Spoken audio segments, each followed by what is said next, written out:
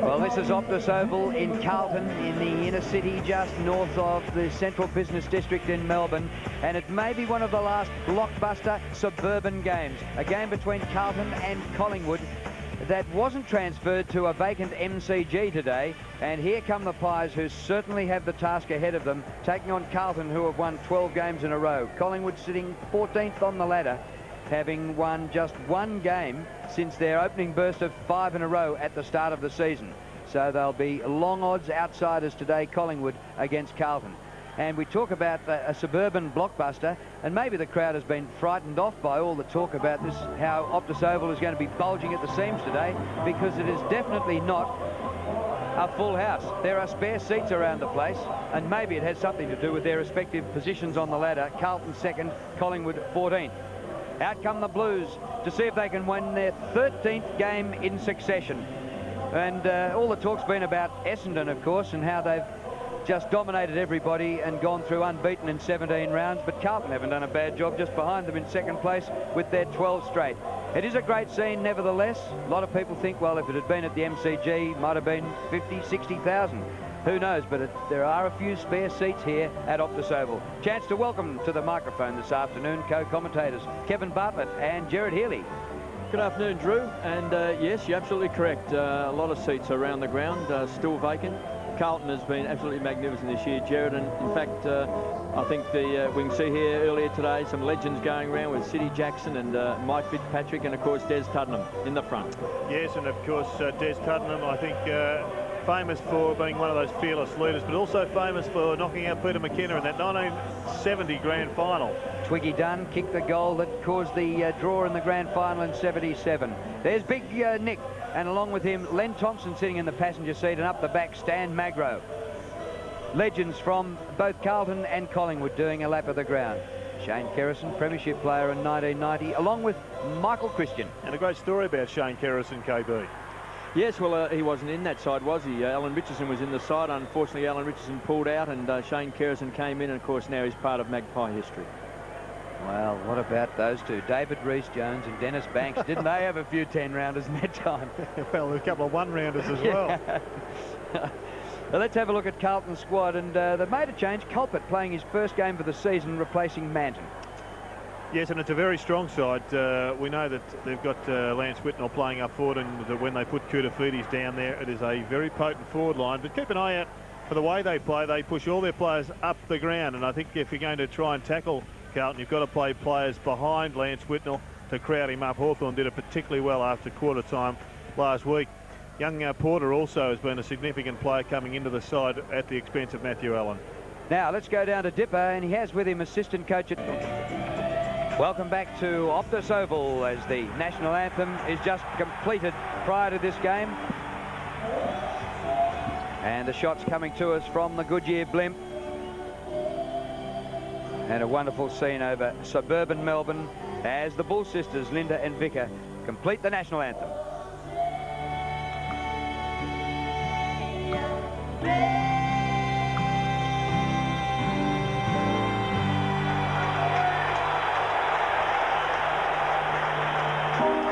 And I have to say, one of the best renditions of it I have heard. Can those girls sing a song? Well, we've had the Parade of Champions, the national anthem, prior to around 18 games. Just played the suburbs.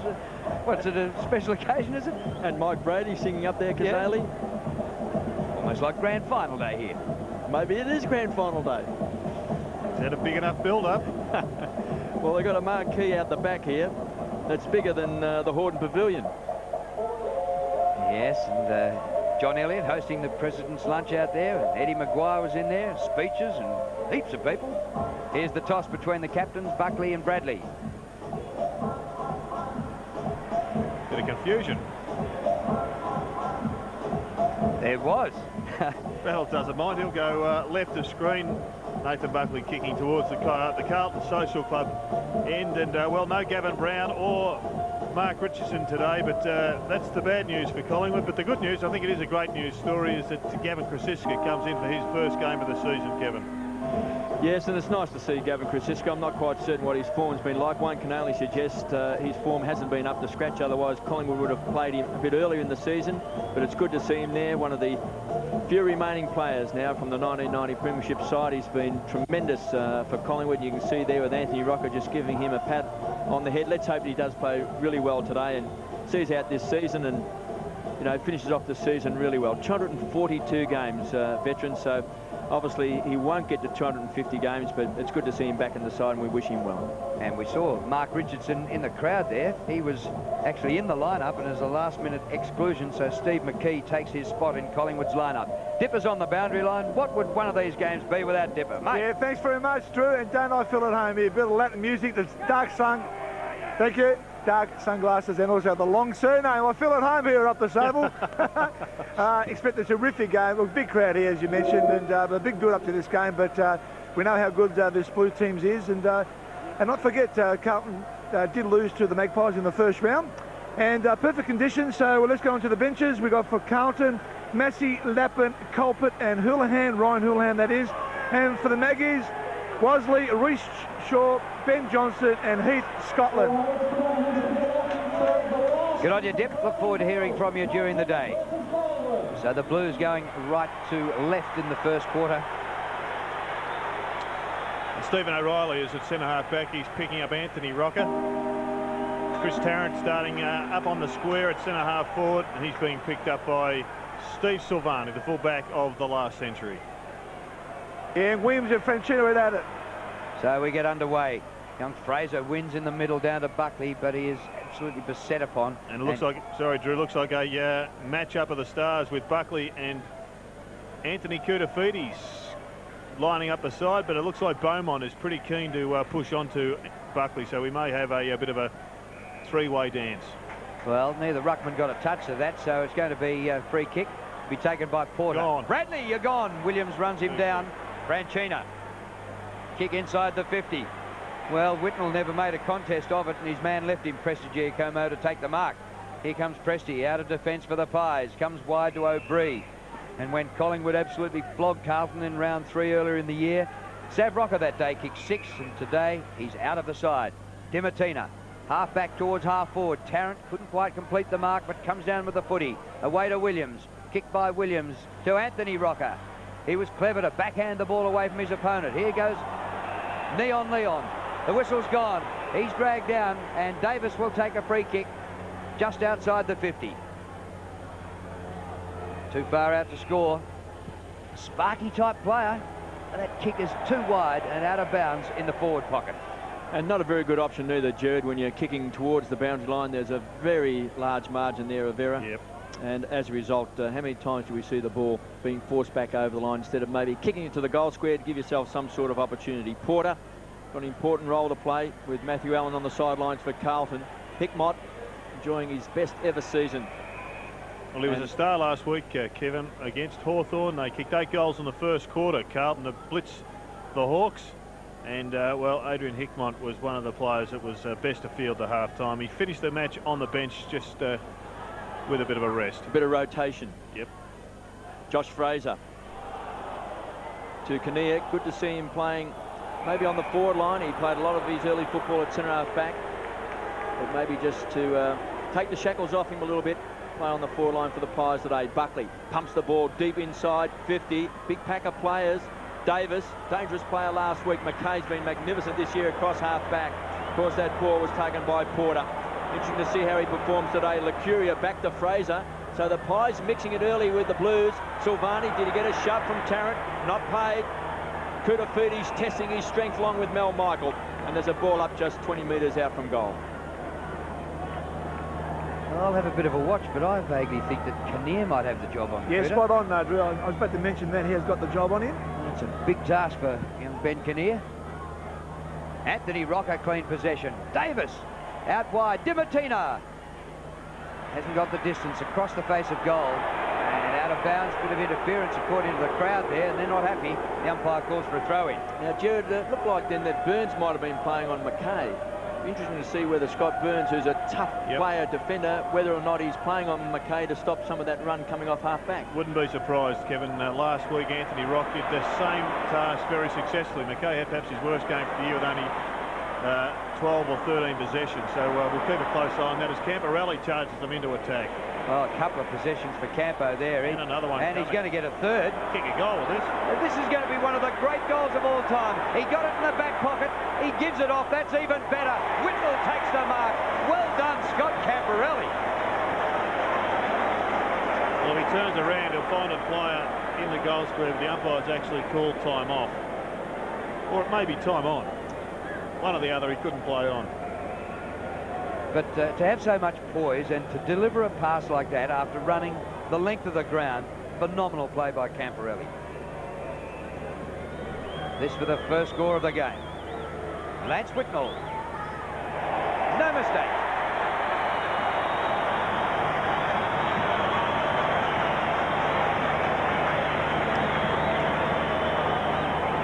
Well, it's moments like that that you realise why players have to do just so much running in pre-season, repetitive 200s, repetitive 100s and repetitive 400s, because there does come a time in a match where you've just got to really just put the hard yards in aerobically, and Camporelli has run from the back pocket of at one end to the forward pocket, and he was pretty keen just to get it away to Whitnell, who kicked a nice goal. Lance Whitnell's booted 56 goals for the season, and Scott Camporelli enjoying his best season with the Blues, averaging 27 possessions. Porter and Fraser. Porter out of the game for virtually 2 years with knee problems, and he relishes his opportunity. Buckley under pressure to Krasiska. Welcome back to Gavin Krasiska, the veteran, 42 games. Fraser, McKay hits the ball hard, gets a shove at the same time. Rice happy to take it over. And look at those Carlton fans, appreciative of Andrew McKay and also Dean Rice. Two of the tough players in the Carlton defence. Neil Baum, speaking of toughness, one of the toughest players ever to play the game. O'Brien to 50, Burns. Looks like he might have the job on McKay. Orchard had it and lost it. Tied up is Camporelli. Caught was Anthony Rocker. To Bradley, who will play that loose man across half-back, pumps the ball back to the edge of the centre square. Kuda. 2 touches. Caught and taken off the ball too, taken out of the play, and there'll be a free kick. Well, it's the same sort of free kick that Neon Leon copped at the other end of the ground, so that's pretty well fair enough. But just a couple of other matchups. Gavin Krasiska's with Hamill. Orchard's picking up Camporelli. Franchina is running with Paul Williams of Collingwood. Hamill centres the ball from near the boundary line, and Whitnell will have another shot. And it was an accidental trip. Gee whiz. The umpire for a moment there, I thought, was going to pay a 50. So I know this is only a one-off, but at this stage there's absolutely nobody in the goal square for Collingwood. It's a 30-metre kick. There is just a minuscule chance he scrubs it. Oh, he's hit the post. And this time the goal umpire saw that. Not always does the ball hit the post and seen by the goal umpire. They have had a very provocative year, I think that's about the fairest way you could put it. Davis to bring the ball in for the Pies. Can't look so dangerous when they go forward. Krasiska. He shares the ball with Davis. Then here's the traffic cop. Gives directions. And there's a good grab taken by Scott Burns. Vice captain of the Pies. Unheralded player. Made his 100th game last week. Kicks the ball wide and finds Rocker. Needs to play well today. Just to lift the spirits across the half-forward line. Inside 50, Ange Christou, those long arms stretching up. He's starting to find some of his best form. It's been a revelation the way he has come back in the last 3 or 4 months of this season. He really has come from a player that many expected to retire at the end of last year to one of the stars of this defence. Well, loose players for the Blues. O'Reilly takes it from Bradley. It also came from Dean Rice. Whitnell's going to be the target.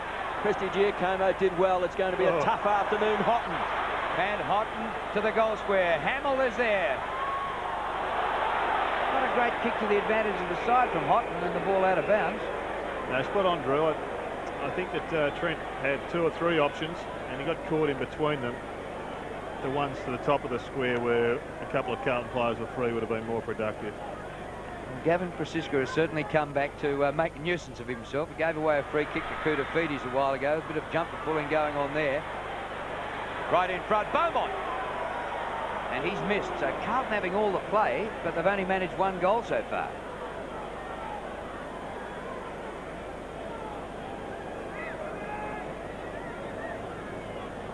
Collingwood yet to score. Some easy opportunities missed by the Blues. What a season they've had.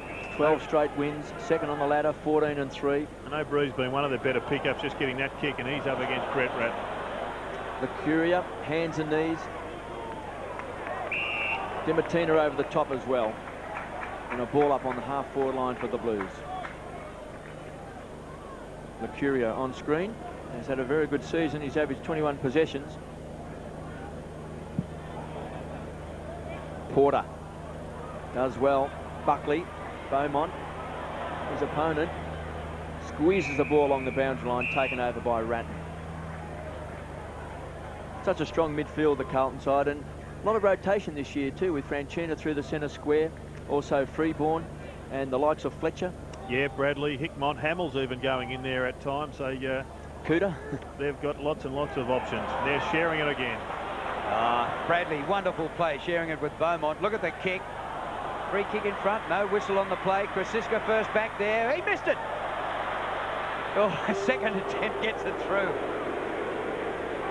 Well, we saw Simon Fletcher leading out there. He played in that position occasionally last week as well, and has done over the last month, because he's a very good grab for his size.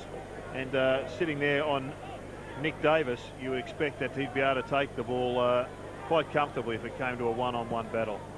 Davis kicks in and clears the 50. At the back, McKee with a foot. Oh, gee. And that's the strength of Carlton. Players like Hickmott just charging in at the football, and they're such an aggressive side at the loose ball. It's been one of the hallmarks of their success this year. Gee, we've asked Mark Porter about it at the moment.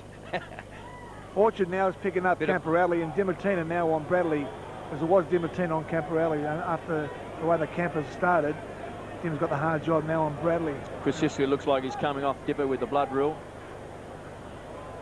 Well, he has made a scrap of every contest that he's been in, Gavin Krasiska. Waited a long time. Mark Porter, Drew, is a very athletic-looking player, isn't he? I mean, he's a great build. Now we can see there, that's when he got that heavy knock from Adrian Hickmott. Hickmott got him twice. But, banged there and then landed on him. Dropped that one. Now Michael's moved from the 4 lines to the back line, and Wosley's on. Well, James Wosley is very, very quick. I like the way he can really carry the ball. Needs a few more games, of course, to gain a bit of experience and confidence. There's a strong tackle by O'Brien. Krasiska will be back on a short. He's just a bit of a scratch on his nose there, so shouldn't take too long to patch him up. Even though Matthew Allen's out of the side, Jared, great opportunity for Mark Porter to come in and get, you know, a run of games leading into the finals. Well, Matthew was the All-Australian ruckman last year, but hasn't had his best year, and there's a lot of people think that Porter is as good in centre bounces as Allen. Not a great hand pass by Cooter, and they've lost it. And then Buckley nearly turns it over to Beaumont. Oh, Bradley, clever. Freeborn. Craig Bradley, unbelievable there. Freeborn out in front of goal. Fletcher. And that's the point you just made, Jared. It was a good call. Well, it's a better call by Wayne Britton or David Parkin or whoever in the coaching panel over there decided that this was a role for him a few months ago, because he's done it particularly well. I've seen him in the last couple of weeks do exactly as he's been asked. It was a great kick, though, to set it up. And not sure how many goals he has kicked through the year. It is just 11. Make that 12.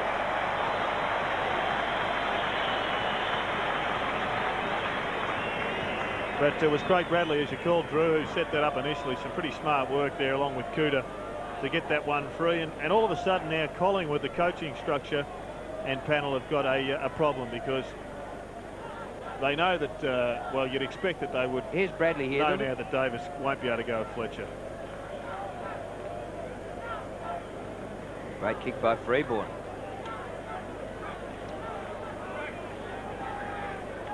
Great start by the Blues, 2-3-15. The Pies yet to score, and Porter in the ruck. Getting his hands on the ball first. Koutafidis with that strength inside that centre square. Orchard parked across half back. goes short. He's looking for Wosley, who can set it up to Buckley to the half-forward line. Williams is the target. A bit too much carry on the ball. And no doubt Scotty Burns is playing on McKay just to try and limit that drive across half-back. It's not bad for a young boy like Freeborn to come into a side like Carlton, who've done very, very well, and he's had a bit of toughness in his side. Read my mind, Dipper. He's been one of their real pluses this year. Hands and knees to Williams. Just tunnel balls it back to Wosley, to Lucuria, so they'll share the ball around. Kinnear, it's a hurried kick. Inside 50, chance for O'Brien. Should kick a goal if he can win control. Tarrant just rushed it. No need to do that. He just seemed to find himself under pressure when the pressure wasn't there. O'Brien had to run around the umpire. He was shepherded off by the umpire accidentally. That's the Pies' first score, and it's taken them 14 minutes to get on the board. McKay has it. We'll get so many players free out here on the broadcast side. O'Reilly, one of them.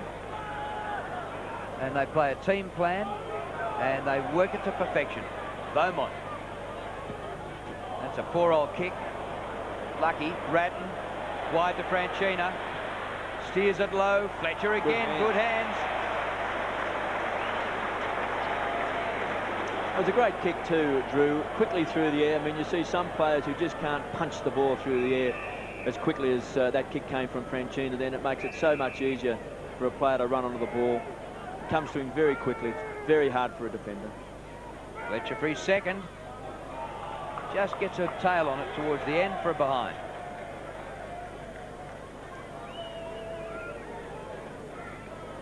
Francesco's just trying to get back from the problem with the blood. They'll be patching him up, trying to get him out there. But I just wonder, Kevin, this may well be the first time that Nick Davis has ever played at full-back. He would have been playing footy for some 20-odd years.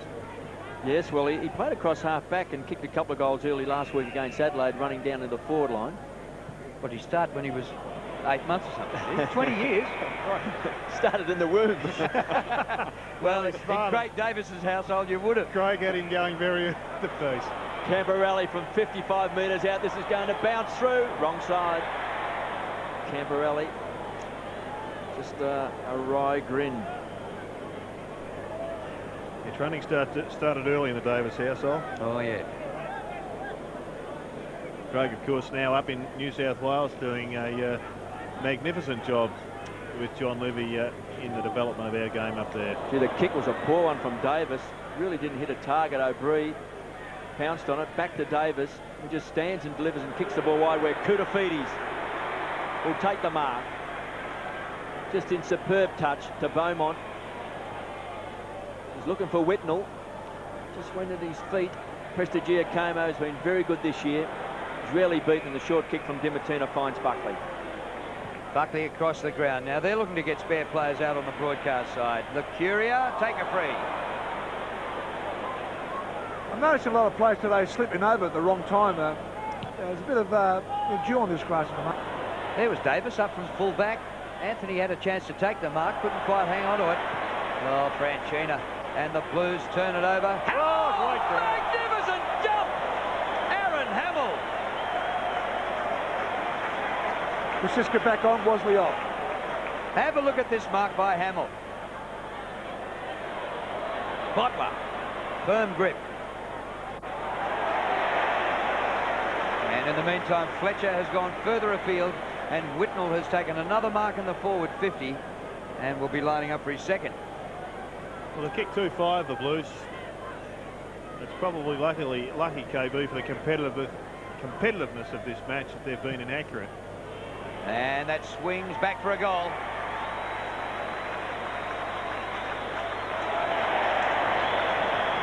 Well, I've decided to mark Lance Whitnell's goals very much left of the goals, because I've just got a feeling he might kick a bag full of goals today, because you wouldn't want to be a defender for Collingwood today at the moment in this first quarter with the way the ball is coming in. There's so many easy possessions around 60 to 65 metres, Jared, that it's going to be a nightmare for the defenders. Yes, well, it could well be a 10-goal hiding. Let's hope it's not. Let's hope Collingwood can get on the board.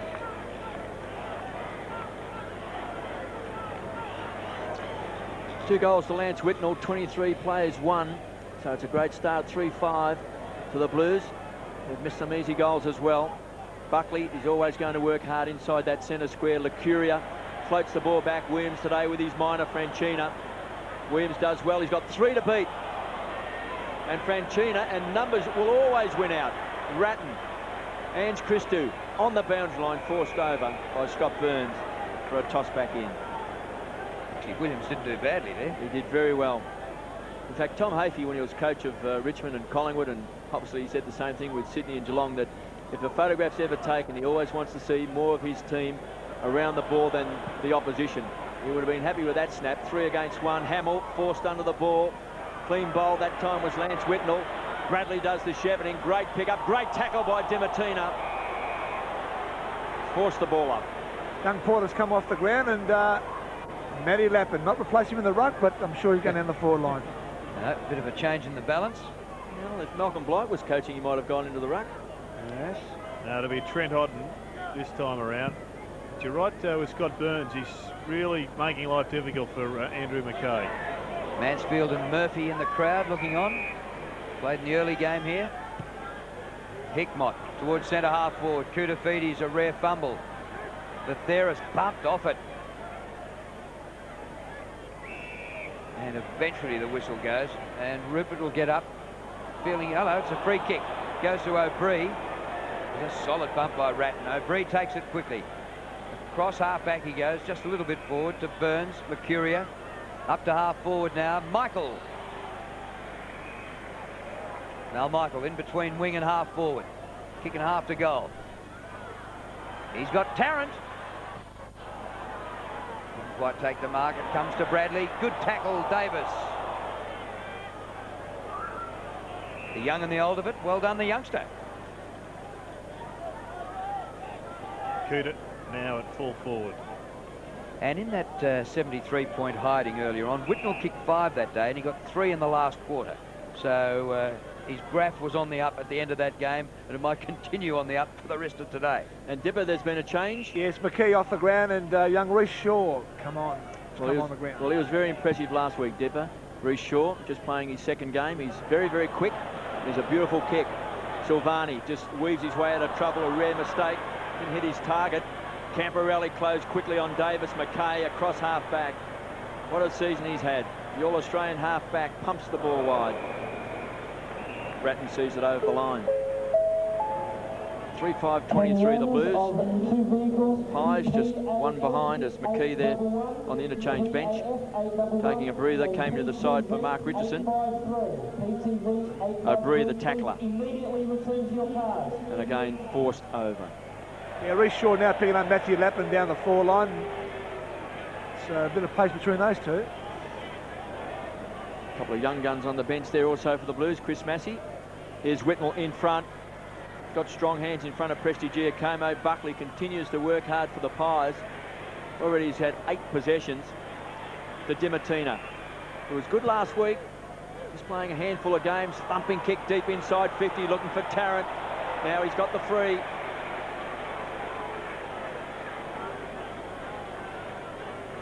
Got a bit of an arm, a bit more of an arm, both arms. I think you've got to call that a free. He's been getting away with it for most of his long and distinguished career, Sauce, so pretty brave effort by the umpire. Here's Chris Tarrant, just 19 years of age, and what a future for this boy. 40 metres out for the Pies' first goal. Right across the face and out of bounds on the full, so he hasn't scored anything. Disappointing. He's had 2 shots at goal for just 1 point. Free kick in. Theris has come forward to mark just outside the 50. Now they've all pushed up to one half of the ground here. It's very crowded. Theris across in front, and the crowd got him. Eventually McKay had to take the mark. It's whipped out to Freeborn, and can they dash from defence to attack? But there aren't too many forwards, so he had to take the mark, and Hamill did. He's a great kick kid, Scott Freeborn. Yeah, he's a penetrating kick. Now Whitnell's got down to the forward 50. Lappin's been there all along. It's going to be Whitnell. Another mark.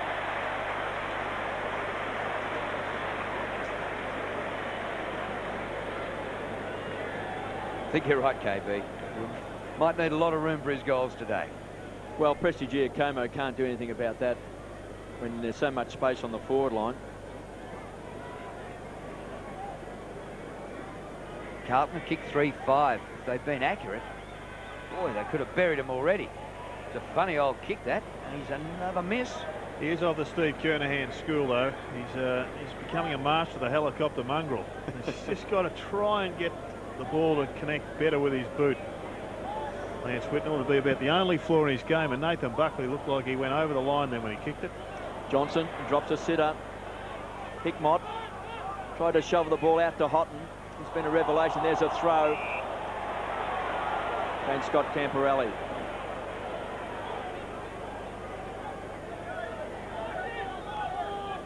Orchard. To Davis. Always love to see a player run his full 15 metres, then pumps the ball back towards centre half forward. Rice, the old firm combined with Silvani. Freeborn, hit hard. Rice comes away from half back. They use the ball beautifully, the Blues. They're chock full of confidence. 12 games on the trot. They are a well-oiled machine. Rice around the corner. Brave attempt. Rocker. Johnson overran the ball. This could hurt. Lappin just wobbles the ball forward. O'Brien did well. It was a hard take. Hamill can set it up. 35 metres out around the corner. Great snap.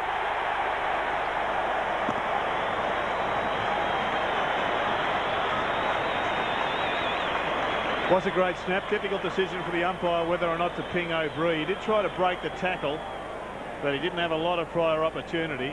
As we have another look at this unfold, there's O'Brien. He's just tried to avoid it. I think it was a good decision to call play on because he really didn't have time to assess the situation and get rid of it. But a great snap by Hamill, and you get a feeling that maybe the Collingwood resistance is starting to wane. Oh, they're under siege, this Collingwood defence. 10 scoring shots to 1. O'Reilly off and Massey on for the Blues. Rocker on the ball, wins down to Michael. Hurried kick by Lacuria, up towards the 50. Dimartina runs onto it. Keeps it out in front. Oh, what a smother by the oldest man in football. Congratulations, Craig Bradley. You are a champion. Yeah, spot on, KB. I mean, Dimartina should have handballed over because Williams was on the run there, but he decided to kick and barely made up the numbers. Oh, that is fantastic. Actually, I got goosebumps watching that. Well, he's a magnificent player, Craig Bradley. Tied up on centre wing. Koutafidis goes to ground. In fact, I thought that decision there before that you're talking about, Jared, with O'Brien was a very good one by the umpire. Yeah. I think that just because a player takes the ball, then all of a sudden has to make a split-second decision to sort of balk someone, that he hasn't really had prior opportunity. He's got to have some time to ascertain exactly what he's going to do. And I think it should be judged by whether or not he's had time to kick, not to give out a lightning handball. And if the umpires just interpreted that way, then a lot of the problems will be cleared up. Good point. Prestigiacomo used his body well. Wanting it short is Batheris. Too much carry, but he'll find O'Brien across half back. He's won so much of the ball this year. He's been a good pickup for the Pies. 23 possessions a game. Inside the centre square, Scotty Burns will set it up. It wasn't a good handball to Lacuria. Had to stand and wait for it. Kicks a high ball. Tarrant looks dangerous. Also, Heath Scotland.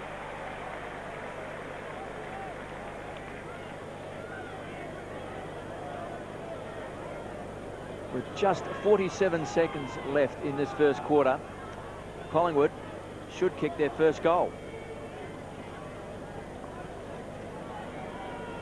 Just one of those young boys. Last week I thought he also showed a fair bit of form, Heath Scotland.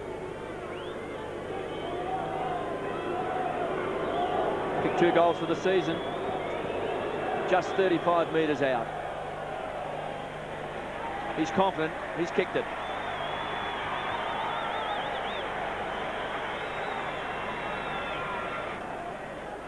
Ball back in the middle, and Rocker just runs straight at Porter and cleans him up in the bounce, but Carlton won it. Hamill goes down. Buckley lightning to Scotland, the goal kicker. Lacuria out wide to Orchard. Buckley again for the second time in the movement. Round the corner to Kinnear. And there's the siren for quarter time. Bit of a relief for the Pies, I reckon. Even though they kicked the last goal, they were pretty comprehensively flogged in the first quarter. 10 scoring shots to 2. And if Carlton had kicked something like 8 goals too, this game would have been all over already. And even so, it is 23 points the margin in favour of the Blues. There he is, the Cooter man. He really hasn't let himself go just at the moment. Picked up 6 possessions, but 4 of those have been handballs. But let's hope we see him really cut loose as Collingwood trail by 20. A rarely seen aerial shot of Optus Oval in Carlton, just north of the CBD here in Melbourne, and that shot coming to us from the Goodyear blimp, and they do a great job for sport around the country. Fantastic for the 7 network. Quarter time, Carlton 4-6-30 to the Pies 1-1-7. Lance Whitnell's kicked 2 goals, but he's also missed 2 other shots. Hamill and Fletcher have kicked goals, and Scotland got the last goal of the quarter for the Pies. Braden Ruckman looking on the injured list for the Blues. I've just been doing a couple of figures, Kevin and Drew. The last 4 weeks, Carlton have kicked 26 goals to 4 goals in the first quarter against the opposition Collingwood, Hawthorn, Brisbane and Adelaide. So they've been absolutely getting out of the box blocks to a flyer. Well, another couple of games being played today, interstate. The game between Port and the Western Bulldogs. If you don't wish to know the score, replay coming up later on today. If you don't wish to know the score, look away. And overcast here at Optus Oval at the moment. Dipper's down there with, oh, here's one of my guys. He's my size, Gotchi.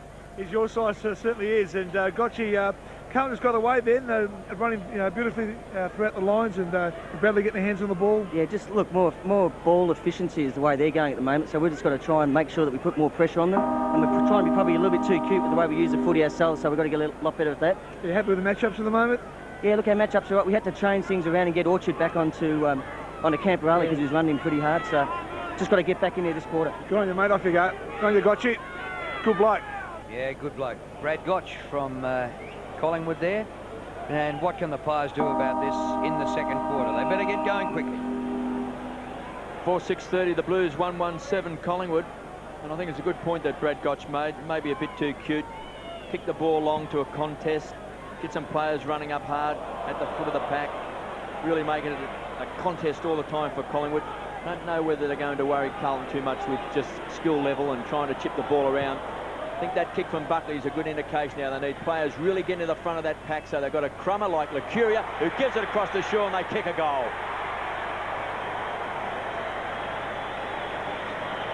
And I think that way, Gerard, they will eliminate a lot of errors in their game. Yeah, look, I think that's a fair thing up now. In fact, that was Burns on McKay.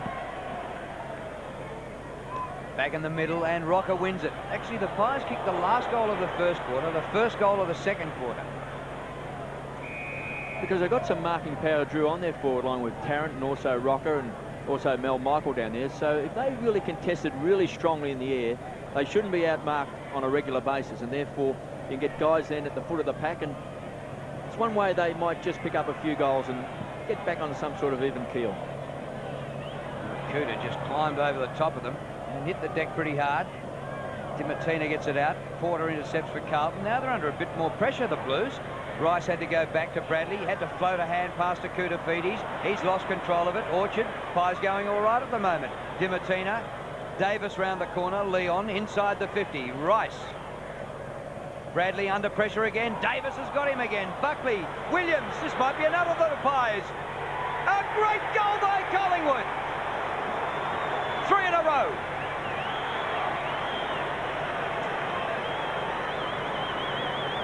With 2 quick goals, Pies drag it back to 11-point ball game. Yeah, Scotty Burns back in the back line down here, playing on Fletcher. And Dimartina's good strong play on Koutafidis just pushed him out of the contest. Over Collingwood in that passage of play. Ratton, Camperale, those dancing feet, finds a loose freeborn. Is that centre half forward? Whitnell says, kick it to me in the square. I want it one out with strength and bulk. And a goal. He's got 3. It's a devastating weapon, the left footer, Scott Freeborn. He can spear the ball in at about 50 metres. Smart play here. I thought that Fletcher was a bit stiff not to get the free kick from the back, but Camperale sets him up. And then he's one out in the square. Look at that. It doesn't really go all that high, so it gets there as quickly as possible. and Whitnell just dribbles it across the line. Lance Whitnell's 58th goal of the year. Now Cooter's going up forward line. Camperelli moving down and giving him plenty of space up to that forward line. Anthony Rocker in ruck against Porter. Hacked out of there by O'Brien. Williams has the spoil put on him by Franchina. Williams comes again.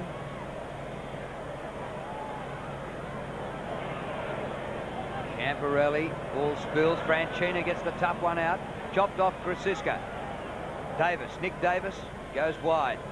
O'Brien up to Buckley. And Bucks has it. Tarrant has a chance as well. Yeah, Kinnear, who started on Cooter Feeder, is going back on Cooter now. Kicked by Buckley. Pressure by the Pies. Davis. He's run out of room. The ball's out of play. It's going to be a free kick here to Davis.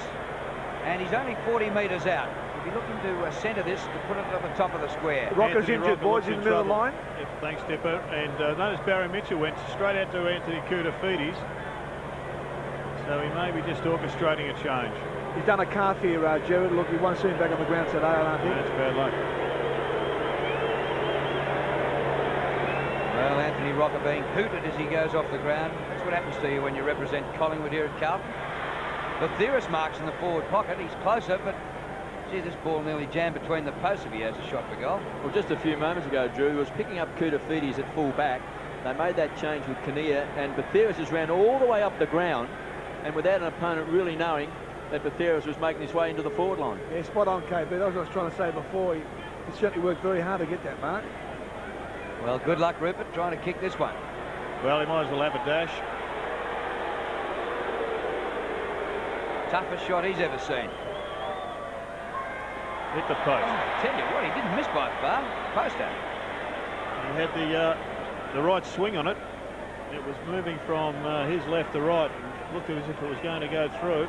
But certainly a swing in the momentum of the game. Blues only lead by 16 points. Porter knocked this on. No, it takes the grab. And that's where Anthony Rocker hurt himself there in that contest with Mark Porter. Dipper seems to think he's injured a calf muscle. I actually think he was limping before that last centre bounce. Just aggravated it. Davis to Buckley. Now, Jared, he just continues to win the ball, Nathan Buckley. Yeah, he's had a stack of possessions already, 13. Finds Lacuria. And I'm just not sure whether Beaumont is the right matchup for him. So 36 plays 20. Lacuria. He's going to go short and find Scott Burns. So some slack checking that time from Andrew McKay. So all of a sudden the Pies have gone up a cog. He's kicked 7 goals for the season, Burns. And has had the job today playing on the half-forward line just to try and limit the run of McKay out of defence. Scott Burns from 55 metres, a wobbly old kick. Michael in front. This is where they need Leon Davis. Leon, quick snap. Through for a minor score. Speedy Gonzalez. He reminds me a bit of Jamie Lawson, the Sydney bloke. Yep. Who had the unfortunate end to his career when he had a bit of nerve damage to his leg. But what an exciting career he did have when he was up and running. Yep. Oh, Bradley takes it. Gives out the hand pass. McKay didn't take it cleanly, but just kept it going his way. Wide to Houghton. Former Collingwood player against his old side. That was too wide by Andy McKay. So it'll be a throw in near the 50, but Carlton back into attack. 15 the difference, and late in the first quarter, Carlton led by 29. That was before Collingwood got their first goal. Clean possession, Hamill. And pass away. Koutafidis to Camperelli. The disciplined thing out in front. Too high for Beaumont. O'Brien from that last line of defence goes wide. Scotland. The Pies' first goal just late in that first quarter finds Burns. He's on centre wing. Looks like McKay's been pushed onto Buckley. This is a far better effort by Collingwood early in the second quarter. Obviously, Nick Moldhouse gave them a real rev up at quarter time. They're more competitive. Whitnell just stands his ground now. He's booted 3 goals. Now he's playing across half back. Camperelli in space. Houghton Runs wide and hard. Prestigiacomo closes too late. Houghton, what a pickup he's been. Beaumont, inside 50. One's kicked 8 goals and a half against Collingwood, playing at full forward. Well, Prestigiacomo just made that critical mistake of attempting to spoil, but not taking the body with him, and he allowed Trent Houghton to get behind him and therefore play on, and he set Simon Beaumont up for a very quick shot at goal since being relieved of the Buckley duties. 45 metres out, Simon Beaumont hammers it home.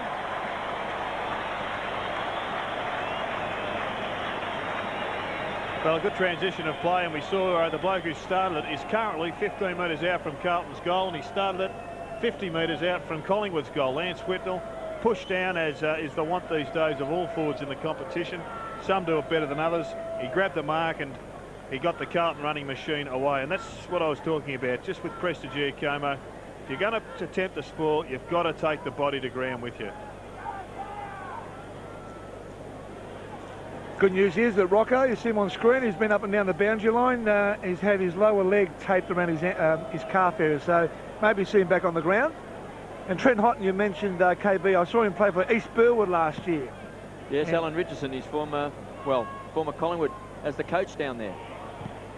Kick by O'Brien, smothered, comes to Camporelli, who continues to win a lot of football, done it all season.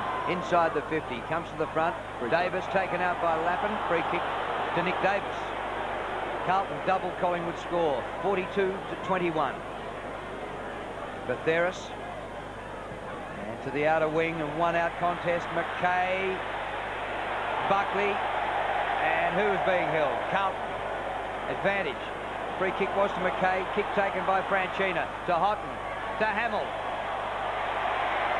Well, ashes to ashes, dust to dust. If Whitnell don't get you, Hamill must. That's a ripper. Oh, I pinched it. It's an old line used about Lillian Thompson. I think it was used about 2,000 years ago too, somewhere along the line, right? Young Dimartino's just changed with Ben Johnson on the bench. Actually, the source of that was Paul Rigby, cartoonist from Western Australia, about Lillian Thompson. This is Aaron Hamill. We're talking football. Missed it. Rock about to come back on. So that calf muscle's healed quickly, Dipper. Yeah, if you have a look at down, if the cameraman could just pick it right down there, there it is there. Just taped it up. Actually, I reckon just got a kick in the shins. I just made that up there Saturday. You had him written off for life. Because if he's got a calf muscle, he certainly won't be out there playing, because they're very difficult injuries to overcome. There's McKay. Magic tape out there at Magpie Land. Getting the bouncy one, it was Tarrant. Silvani just weaved his way out of trouble to Ratton, the playmaker. The general sets it up. He was looking for Bradley. Prestigiacomo did well. Gets good support from Burns. Across half back. Great vision to Williams. Ben Johnson wants it by himself on the half-forward line. It was great guarding the mark by McKay. Lucuria through the centre square, goes wide. It's a wobbly old kick. It'll be 2 against 1. Freeborn, great interception that time. Michael, can he set it up? Does well, back to Lucuria, sidesteps and sidetracks Freeborn into the pocket and finds Johnson. He did work hard to get this, Ben Johnson. And the loose player was Scotland. Now the ball will come back. He's a player of the future, Ben Johnson. He has got real talent. He's very quick and got a very damaging and penetrating left foot. So being a left footer, we expect this from left to right to bend back. He's got it.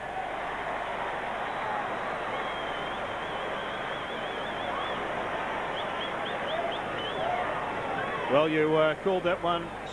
Well, Mick Malthouse would be very pleased with the endeavour of Collingwood in this quarter. No doubt about that. In this quarter, they've kicked 3 goals to 2 and certainly made a game of it against the Blues, who are going for their 13th win in a row. Ball comes out wide. Lappin, built like a string bean, but uses his body well. Well played. Centres the ball to centre half forward. Krasiska gets as high as he can to punch down. Ratton gives chase. They've got players in support. Hamill with penetration. Bradley. Just a little bit of a slip by Craig Bradley. Couldn't get there. Taken away by Williams. And the rebound could kill Carlton here. Lacuria over the top. The hand pass didn't reach target. Camporelli here has run himself into the deck. And Carlton have it now with Beaumont. 60 metres from goal. Koutafidis. Well, Kinnear in one out has done all right. Marked it. He's got it. Has marked this. He knocked it forward about 5 metres, darted around and grabbed it. Well, I think Kinnear might be asking the question whether there was a shove out there, because he looked at the umpire. And did Kinnear get any touch on it? He looked like he had the first hand on it, but when the crowd yells "Cooter man" up in front of the Carlton Social Club, pretty tough for any umpire. This body weight just kept shoving Kinnear forward. It's hard to imagine that Kinnear didn't get a touch of leather in there. Koutafidis for goal.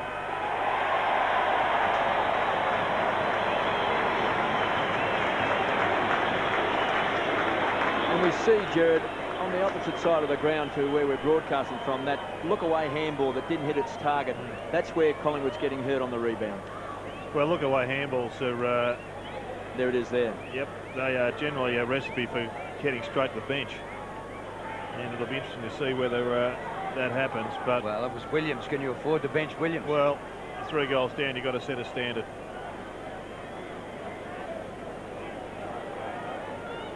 Josh Frazier back in the ruck now. Rocker off the ground with that suspected injured calf. Well, he didn't look like it at that last ruck duel, did he, Dipper? He went up very tentatively. Ratton around the corner. Whitnall's the danger man. Quick hands. It was a bit too hot coming from Koutafidis. Beaumont from 45 metres out. Great kick. Great goal.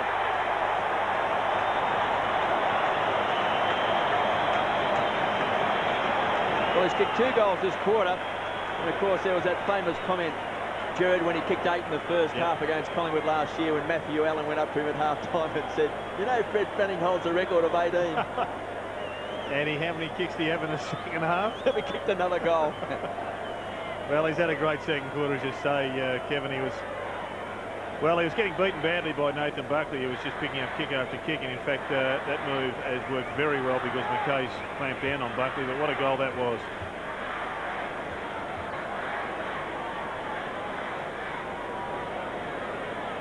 Well, 2 goals in 2 minutes. Koutafidis and Beaumont, and the Blues back on track. Buckley gets amazing distance from a standing start kick. And a chance here for Tarrant. Silvani's there. Tarrant's got him. Silvani help from Franchina. McKay. Back to Sauce. And a tap over to Rice. Kick by Rice, looking for Houghton. Good mark. Oh, look at this. What a machine. Christou to pull forward. Hamill from behind. No mark. A scrap at ground level. Ball across the 50. Overrun by Fletcher, and he's lost it. Reece Shaw, the hand pass. Fraser. Scotland. Chance here for Collingwood. Mal Michael. He's waiting for Scotland to go past. A Carlton player might have. Michael's kick. Tarrant in front, 40 out. And when I say a Carlton player might have, they have been making it about a 23-man game by overlapping so well. And Scotland had the chance then. I didn't really think he really put the foot on the pedal. Burns off for Collingwood, and McGee on, and also Beaumont's off for Colpert for Carlton. Well, there's no chance of kicking 8 goals and a half then. Tarrant. Good boy.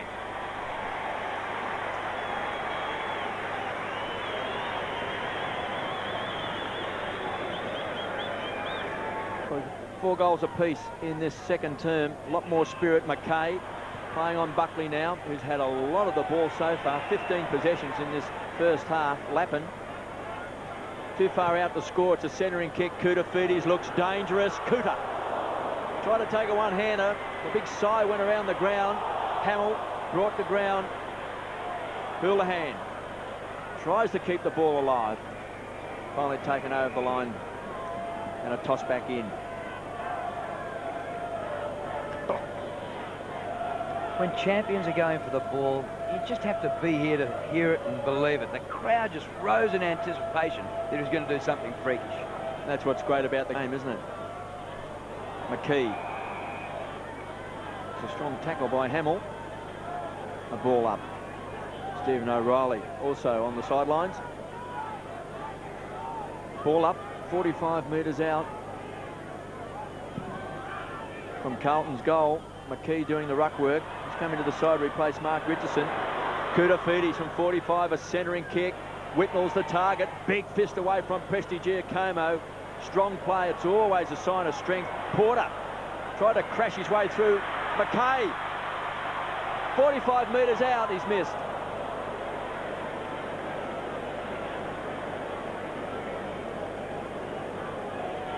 Well, he had a full head of steam up there, Andy McKay, as Whitnall brings the ball to ground. A smash by Prestigiacomo was great work. Porter came through. McKay was looking for an option, but in the end he just had to slam it on the boot. Kick in, well done by Houlihan, who had his back to the ball and spoiled. And in for the ball again. Terrific play. Centering kick. Whitnall jammed underneath it. Well, Williams goes backwards, didn't get it far enough. And the ball is helped through eventually by the Theris for a behind. The doctor's gone out to see young McKee's hand down out there. He's okay. But young Houlihan there, he was very good. Youngster playing in just his 6th game. Here goes Scotland for Collingwood. Inside the 50. Michael. Traps.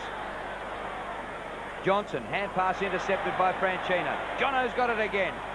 Well done. Hand pass in. Davis. Look, Scotland absolutely creamed the oncoming traffic. And the umpire's seen a free Carlton's way.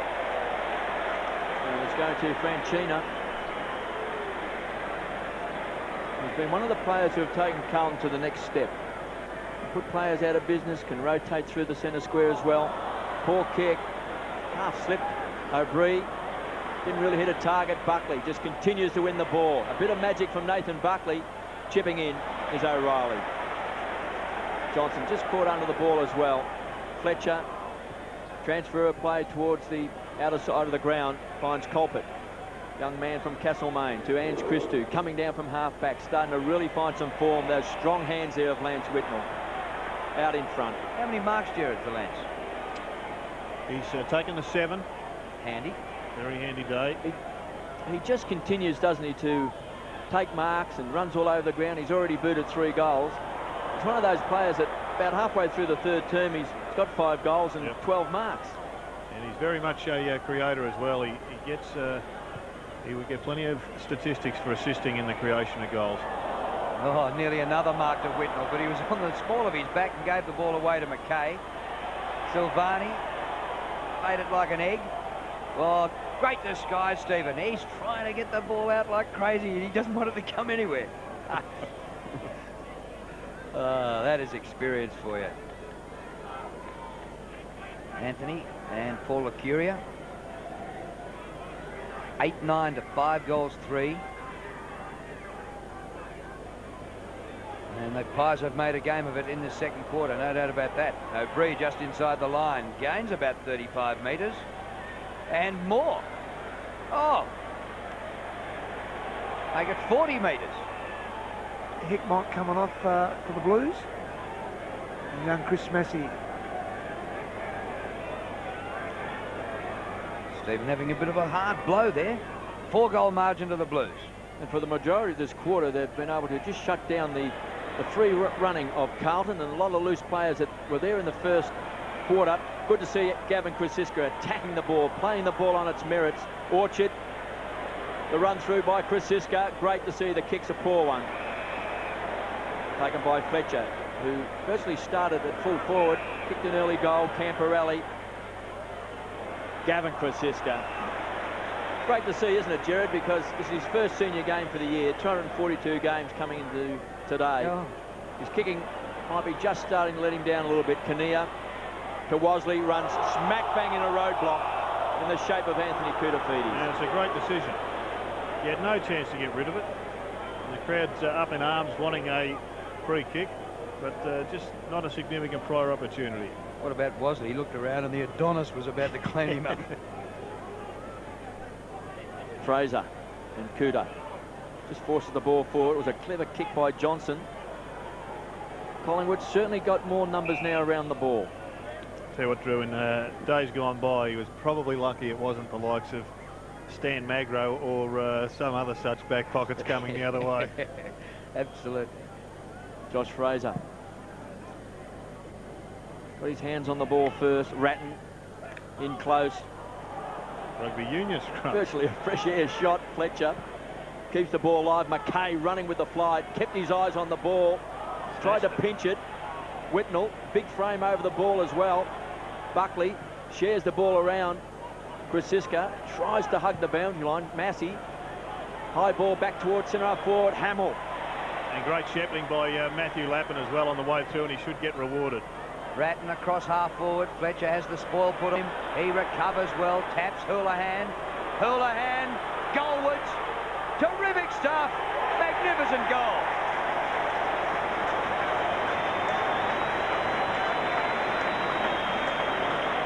Ryan Houlihan, most of the day on the bench, and getting a goal within about 8 minutes of his appearance.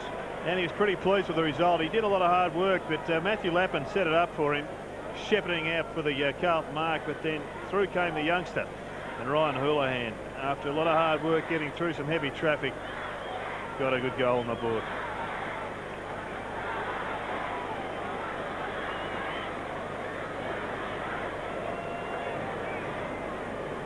Carlton by 30 points. They led by 23 points at quarter time. Lance Whitnell has booted 3. Simon Beaumont 2. And for Collingwood, just all singles to Williams, Tarrant, Rees-Shaw, Johnson and Scotland. Houghton playing against his old side. Orchard trying to pinch it. Scotland kicks a high ball to the half-forward line. Rice with just too much strength, too much experience at this stage for Leon Davis. He's had a terrific season as Rice. And there he finds Koutafidis. On the edge of the centre square, Bradley's on a lead. Can't take the crumb. Clean bowled was Josh Fraser. Houghton the tackler. Ties up Orchard. Yeah, Dipper, what's happening with Anthony Rocker? He's got a strained calf muscle, has he? Because he seems he's to be been just... up and down, Jared, up and down the boundary line. They're just trying to get him on the ground, but it doesn't look good for Anthony and all the Collingwood supporters. I reckon he might be sitting out the rest of the game. Gee, it makes them pretty small. They came into the game without Mark Richardson. They dropped Sav. So with Anthony out of business, here's Nick Davis through the middle.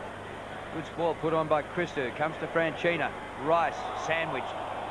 The umpire will ball that up. But the way he's moving up and down the boundary line here, maybe they can just put him in the goal square and hopefully just get those long kicks in there, because you won't be able to play on the ruck or on the ball.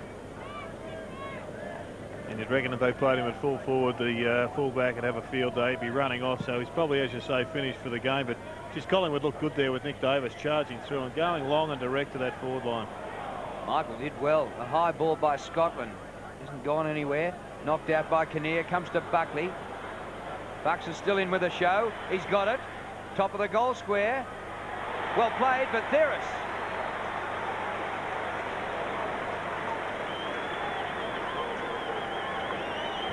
Oh, Theris drifted forward, had a shot for goal from an impossible angle earlier on and hit the post. This is a certain goal on the siren for half-time. And they've stymied the Blues. They were going to get beaten by 100 points at about the 20-minute mark of the first quarter. And since then, they've levelled up. It's 9-9 to 6-3. Yeah, good quarter by Collingwood. They've kicked the 5 goals, as you said, Drew. And whilst Carlton still kicked some as well, they just put a lot more effort into their man-on-man contests. And as a result, they got themselves on the scoreboard. But Anthony Rocker looks like he's finished for the afternoon. So it wasn't a memorable battle for him. But some of his smaller teammates have been far more competitive in this term. Yes, and for Collingwood, they just lost a point that quarter. They started 23 points down. They finished 24 points down. So I think Mick Moldhouse will be pretty happy with the fact that after quarter time, I think, Drew, you hit the nail on the head there, because it did look like they might have been in for a pounding in that second quarter. So it's only a 24-point margin. 9-9 to 6-3 at half-time.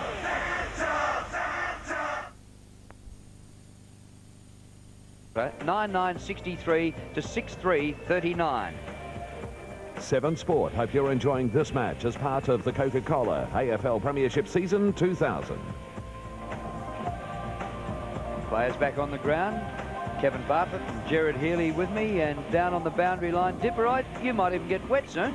Yeah, it's, you're right there, Drew, because the light rain's starting to fall now, and the breeze certainly has picked up. And I noticed a lot of players were slipping in that first half, so I want to change their boots because it is a bit soft on top, even though the ground looks quite good. Interested to see if young Anthony Rocker starts off in the third quarter. I just noticed him run out here. He's got the tracksuit top still on at the moment, but I did speak to Neil Balmer as he's walking off the ground at half-time. He said, look, it's a kick in the shin, around the calf area, and maybe we'll see him back on. But it's an important part of Collingwood to get him back in the ruck or centre-half forward. But Collingwood stuck at it in that quarter, gave themselves an opportunity. All I suppose Mick will have to ask his players to keep at the contest. Back to Franchina, short kick. Smart kick. Finds Lappin. He pulled it just as he was about to really launch it. And kicks the ball out in front and taken by Trent Hotton. That's how they played in the first quarter too, Gerard. They had this open forward line, moved in very quickly. And of course, Lance Whitnell kicked a couple of goals. Kicked 3 for the game. And Hotton, who's been just a fantastic Great pickup. recruit, hasn't he? Shooting from 45 metres out, Trent Hotton. Can he bend it back? He does. Rams it home. Yes, he's been one of the recruits of the year, Kevin, and I guess Shane O'Sullivan take a bow because he's the recruiting manager here at the Blues, and the recruiting managers always they're always rung up on talkback radio and bagged if they get one wrong. So I reckon they should be able to cop a rap on the back if they get one right, and he's certainly, with him and Scott Freeborn added to this side, he's got a couple of beauties, and they may even orchestrate a flag through their recruitment. So Collingwood had the first shot for goal in the second half, kicked it behind. Well, actually it was a rush, and then Carlton get the first goal. Back in the middle. Porter with a long run up on Fraser. Cooter feed his lightning hands. Ratton a bit of a fumble, then a toe poke. Batheris chops it off. Through Fraser and O'Brien and Krasiska. They've lost ground in possession, the Pies. Davis. Nick Davis out wide. Johnson chasing with Fletcher. Steve McKee's gone to full back on Trent Hotton. He played a match in about round 4 or 5. In fact, it may have been against the Blues earlier in the season, where he was Centre-half back? Centre-half back, and he was one of the best players on the ground. In fact, it may well have been against Essendon, and he had a fantastic match there. Pies didn't win the game, but he was certainly one of their best players. Ron Kinnear with those long Kinnear arms. marks. Well, it's going to be a test for him, playing at full back, which is a little bit different than playing at centre-half back, because there's a ruckman off and they're just cruising around centre-half back, but that last line of defence makes it difficult. Krasiska thumps the ball down. He's looking for Tarrant, wants a kind bounce. Silvani's his shadow. Closing quickly was Johnson with Fletcher. Puts it back over the line. And Heath Scotland on the interchange bench. Started proceedings for the Pies by kicking their only goal late in the first quarter. Or Scott Heathland, as he was called recently. By Curls. That's the South Australian version. Camporelli to Beaumont. Kicked a couple of goals in the first half. Inside the centre square, Whitnell. Prestigiacomo is stuck to his guns. He's the consummate defender and finds Reece Shaw, who's got a lot of talent. Started on the bench today, but is a player of the future. Too far out to score. He's got Johnson on a lead. Tarrant also cruising. He's taken a lot longer than any full-back's able to. And just wobbles the ball forward. Makes it very difficult. Mel Michael. The big fist came from Silvani. They need a crummer.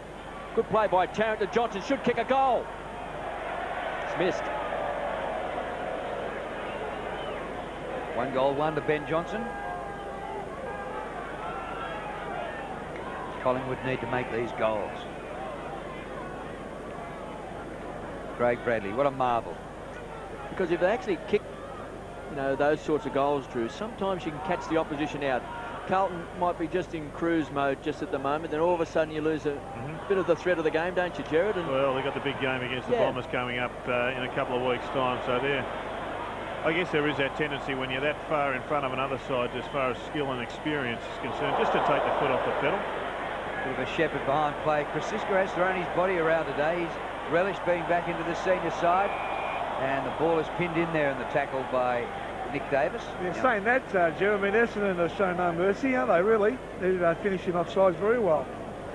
But I just feel in today's game where Carlton are in control, leading by 28 points at the moment, but they're just, I think, off the boil a bit at the moment.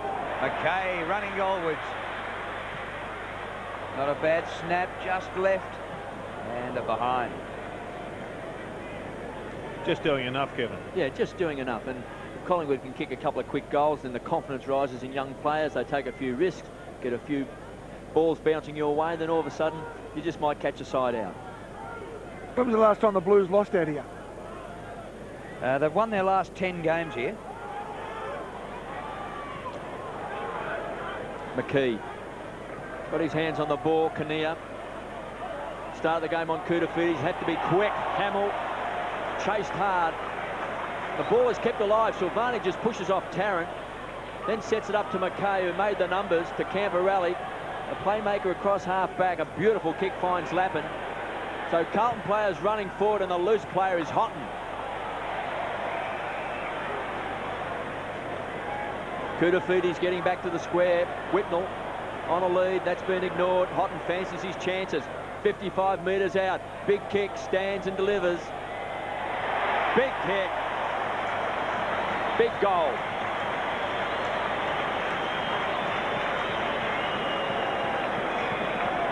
Well, wouldn't that aggravate a few Collingwood people who got rid of Trent Houghton because of his nighttime activities? Yes, we're not talking about his performance at Waverley at night either, Drew, but well, he's just come to a club and he's settled down into a very professional football environment, and he's probably matured a fair bit as a young man himself. And well, that was a great shot of a good goal.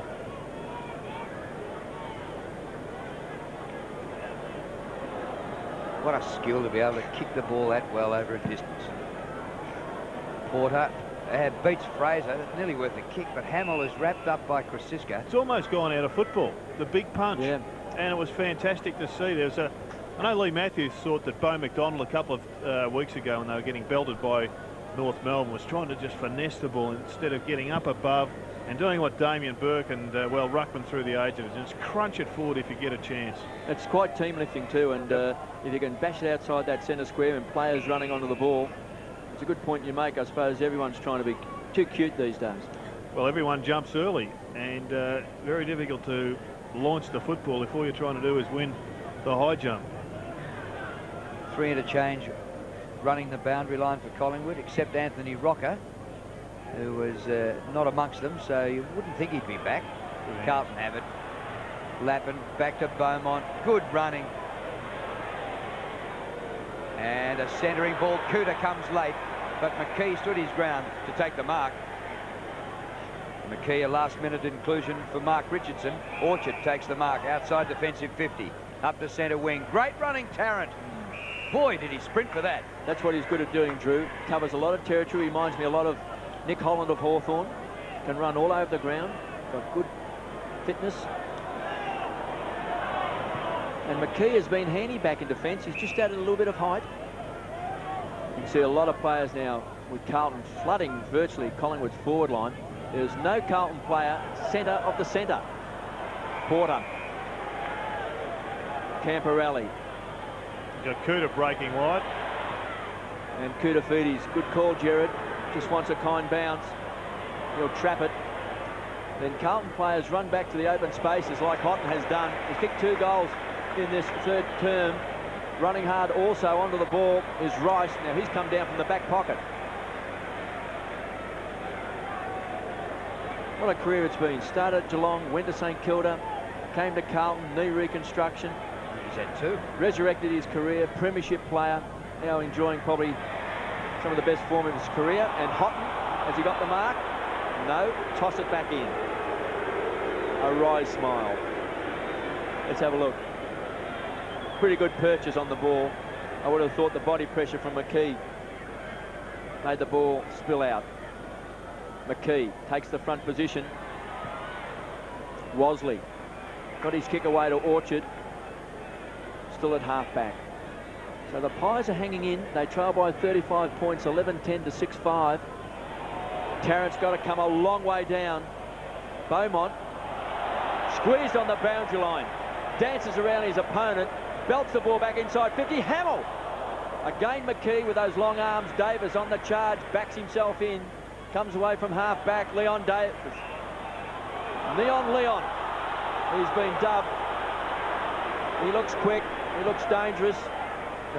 Michael has got to make it a contest. Taken by Fletcher.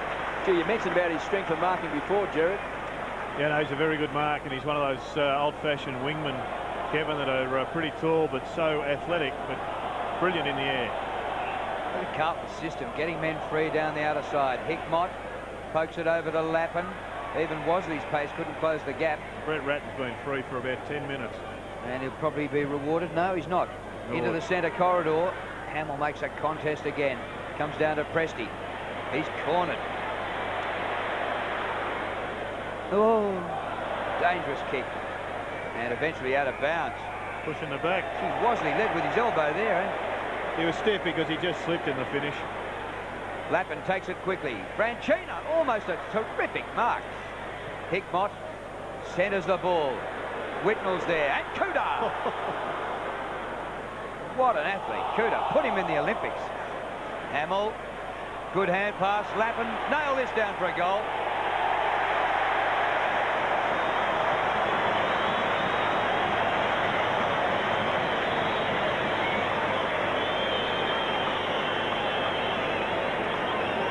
Well, I reckon Kuda could nearly win the triple jump in Sydney without taking off in a step.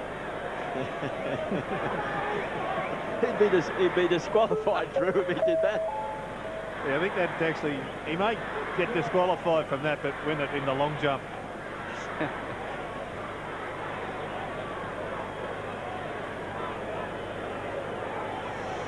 The Blues have doubled Collingwood score, 12-10 to 6-5, 82 to 41. There's a great aerial shot. Centre bounce. Porter. Ratton ties it up. We've noticed Chris Tarrant's off the ground, boys, with a right corky at the moment, so he's just getting that looked at. So another big man off the ground for Collingwood. Andrew Nimatina looks like he's coming back on. Anthony Rocker's off with a shin injury. Porter doing well at the bounces. Bradley brought down. So the ball will come back, and the skipper. Look out for the Kuda man. Kuda's in the square. He's got Kinnear as his opponent. Goes short. Finds Freeborn. Who's a very good kick. Yeah, this is kickable, KB. Or else right on the line, Kuda. From a standing start. It's to the square. Kuda feed at the back. No. High flyer was Houghton. Loose ball. Danger here for Collingwood. Lappin. Hickmott, a centering kick. Ratton.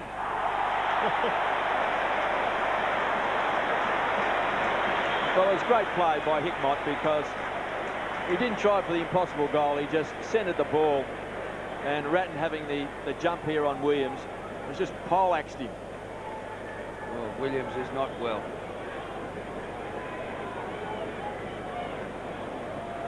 Well, he'll be stiff because Brett Ratton hasn't been noted as a high jumper.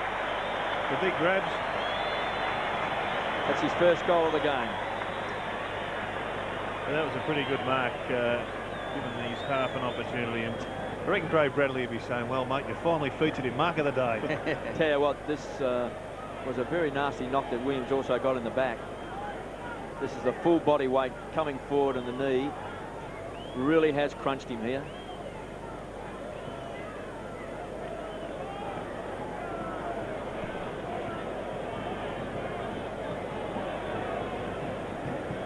Well, a wonderful mark by Ratton and a follow-up goal. So they've kicked 4 goals in this quarter, and Collingwood have kicked just 2 behinds. Williams is back on his feet, back in the middle, but Carlton have it. Beaumont's kick deep inside the 50. Whitnell with Prestigiacomo. Hamill on his feet. And accidentally he's socketed it out on the full. Well, Prestigiacomo is, I think, one of the most underrated defenders in the competition. He's playing on Lance Whitnell, who is a fabulous player. And the focal point in a side that is absolutely dominating. And he had 3 goals kicked on him, 2 in the first quarter, but gee whiz, he really does stick to the task. Kick by Orchard. Oh, good mark by Porter. And quickly on with it through Massey. Camporelli. Good distance with their kick. Hamill well placed. Orchard front of the pack. Presty again to McKee. Collingwood building from defence. And Lucuria still deep in the back pocket. Just to the 50 now, where Kinnear takes the mark. Well, he struggled to get a game, Gavin Krasiska, this year, but I think he's been okay in defence. Well, there's been a lot of Collingwood supporters demanding his inclusion in the side, but with Gavin Brown in, I think the policy has been that it would slow them up too much, but he's been good today. Well, he puts his body on the line. He's got the experience. There it is. He got his fist to the ball there. Hamill couldn't take it on the second grab. Tried to crash his way through. Camporelli will kick a goal.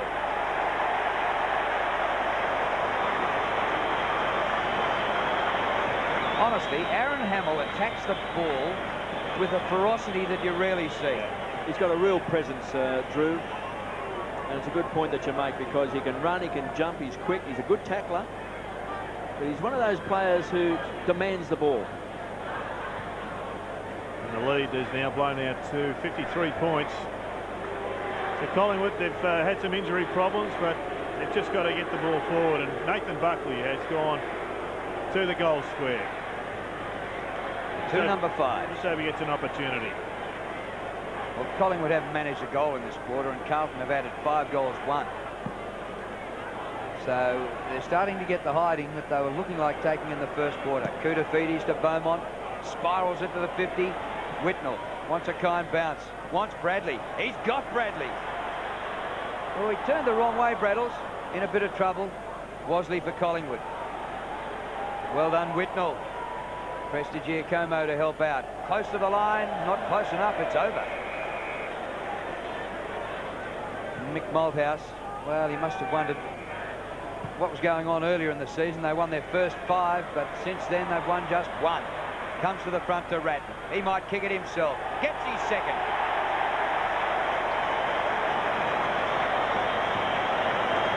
See, Prestigiacomo before, what a young player's got to realise that. Watch Mighty Mick Martin, how he plays, coming out of defence there. He wouldn't have attempted to go for that short pass to the boundary line. He would have kicked it 50 metres or 55 metres as far as he could to the empty space here on centre wing, and happy to see the ball roll over the line for a boundary throw in somewhere on centre wing. Correct. And Prestigiacomo trying to make something out of nothing. Comes with experience.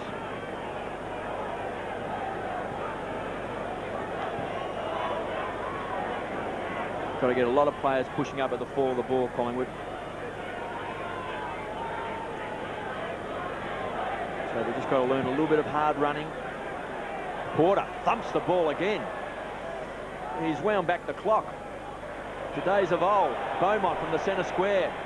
Hamill, and chipping in is Whitnell. Sorry, he said. Had my name written on it. It would be a nightmare being a Collingwood backman in this quarter. And listen to the applause for Porter. And some of his hit-outs in this third quarter have been worth a kick. And Gerard, you just loved them.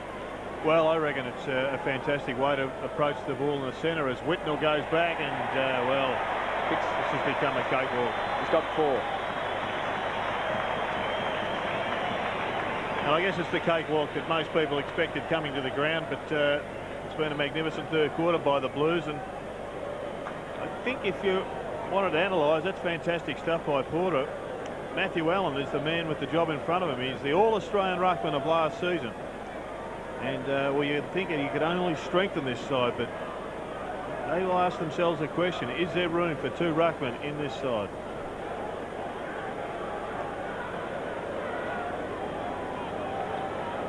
Well, Collingwood did block up the Blues for pretty much all of the second quarter, but this could be a 100-point flogging yet. Camporelli, Whitnell, first touch and second, a mark.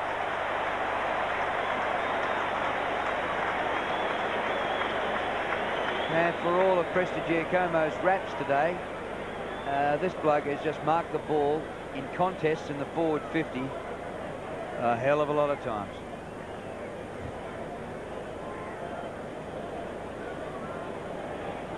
What's the name of that fat farm up in Queensland? Did him the world of good. 45 out. But unfortunately, they don't teach you how to kick a footy up there at that fat farm. That was disappointing. It was a health farm, wasn't it? Yeah. Looks like the Carlton camp there. It's pretty dark in those coaches' box, but that was David Parkin, Wayne Britton, Chris goes wide. McKee's got to make a contest. O'Brien, he's happy to see the ball trickle back over the line. 107 to 41. Just 2 behinds this quarter to Collingwood. And so far, 44 points in this quarter. So it's 44 to 2, the Blues. So it's been just a magnificent play by Carlton. Looking for 13 wins on the trot. Williams comes away. He's had a tough day with Franchina being his bodyguard. Mel Michael on the burst. He's going to take him on with some great chasing. Can he set it up to Dimatina? He'll have to be good. McKay just crunched him down. It was a strong tackle, and Beaumont rockets the ball wide to Freeborn, who's got the run coming through of Massey. Young man wanting to impress as well to Bradley around the corner. McKee again's got to come out hard as the tall option down there for the Pies. Make certain there's no strong marks. Kutafides on hands and knees. Orchard burrows in after the ball. Fraser tries to keep it alive. Didn't hit a target. Houghton can. Goes to Houlihan. The run of Camporelli through the centre square, so they've backtracked, conceded ground. Out in front is Whitnell. Free and kick by Camporelli. For a minute or two, we saw the same pressure from Collingwood that got them back into the game in the second quarter, but it's just been missing for most of this term. Mal Michael and Silvani about 100 metres away, having a bit of an argument, and drew the attention of the emergency umpire. Whitnell from 50 metres out. This is a big kick. He has drilled it. He's got 5. Well, I think I said Jared early in the game, he's one of those players, Lance Whitnell, you'll look at his stats halfway through the third term and he'll take 12 marks and have 5 goals next to his name. Well, you were well out. He's had 10 marks and he's kicked 5 goals, 3. So spot on, KB. He's just an enigma, is Lance Whitnell. Just keeps working away, doesn't he? Once again, you see the ball from the blimp.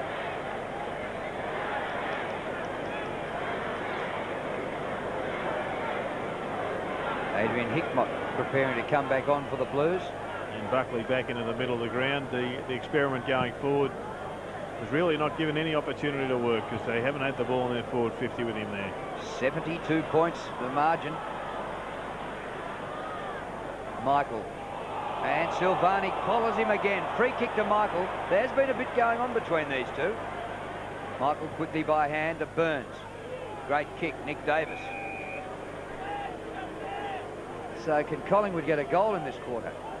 So far, they've managed just 2 behinds. He'll have to kick from outside 50. It's left and short. All Carlton. Kuta. He can do anything. Triple jump and pole vault, and he hasn't even gone into the pole vault without a pole. And signed checks. Yeah, the $5 million man. Buckley, and he breaks the drought. First goal for the quarter for the Pies.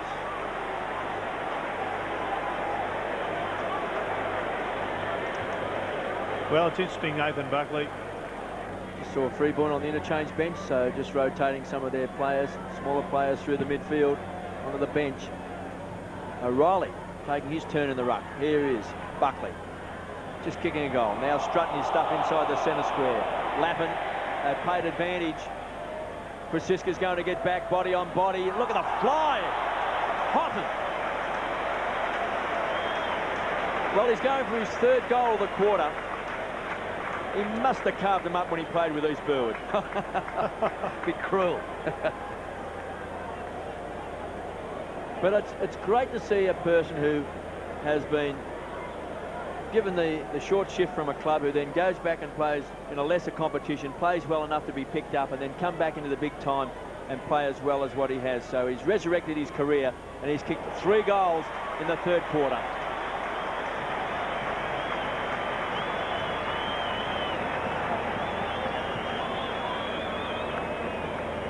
Yeah, it was a great grab, and he's had a very good quarter. And it's one of the great footy stories, his resurrection as a player, as you say. Eyes on the ball all the way, and he just takes it pretty well. Had a nice soft landing too on Krasiska.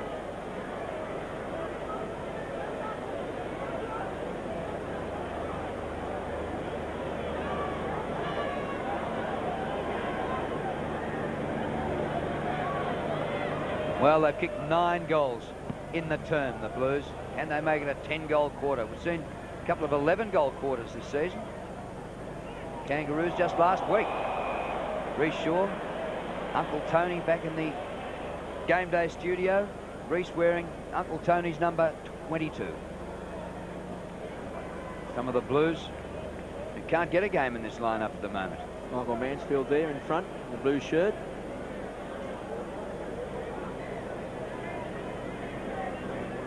Well, there's a bit of a buzz around the ground at the moment. It's actually pretty quiet, just a murmur. There's another hit up the ground worth a kick. Carlton playing his first game for the season. Worked very well, gets it going forward. Koutoufides! Koutoufides! And all the praise for young Carlton, playing just his 7th AFL game. Boy from Castlemaine.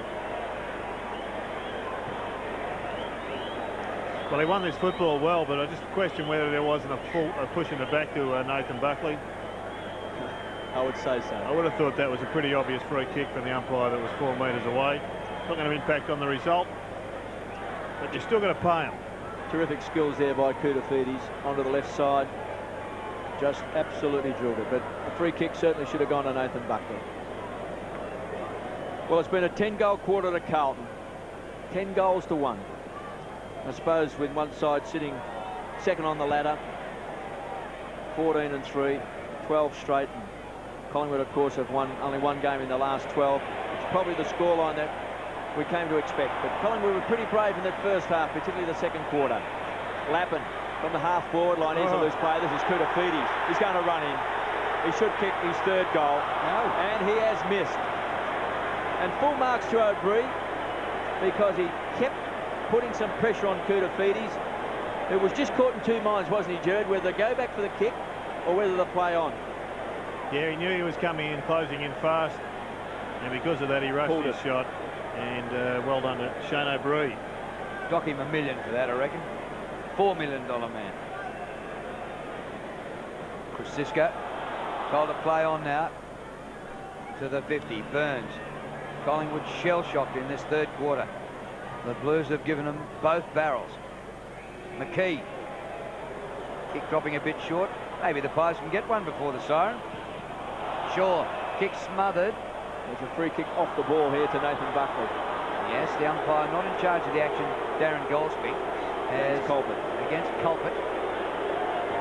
And that's good umpiring. If a bloke's being grabbed off the ball, a player like a Buckley who looks like he's got a scratch on the eye, then he's got to be paid. Well, maybe it's half a bit of a square up from what happened a minute ago. Now Bucks has a chance to kick a goal out of it, but he's kicked a shocker. One of the worst kicks of his career. And young Colbert taking right up Nathan Buckley. In the background it's happening. Just hanging on. That's great camera work picked up by our cameraman here at Optus Oval. You can see Buckley there was hung on to, Beaumont. And it's great umpiring too, Kevin. I think a lot of time umpires haven't paid those because they're not in the play, but it's still got to be paid to those players. Absolutely. Bradley's going short to Hickmott. He finds him. Now the time clock is ticking away, and Bradley says, take your time and have a shot. Unawares that there's just 15 seconds to go and the time clock is counting down. They think this will be an 11-goal quarter. Reece Shaw just goes to the bench. So the siren may even sound before he takes his kick. After the siren for 11 goals for the term. Hickmott bangs it through. Well, that is champagne football, and it's French champagne by the Blues. What a quarter. And if there hadn't been a team called Essendon in this competition, you'd be saying, how far the Blues? Well, I think the Blues are a real chance against the Bombers. I think they can match the Bombers in most areas. That will be some game round 20, and of course they'll meet in the finals as well. Mick Moldhouse comes down. He would have been very disappointed with that. They were so brave in that second quarter. But at three-quarter time, Carlton lead 132 to 48.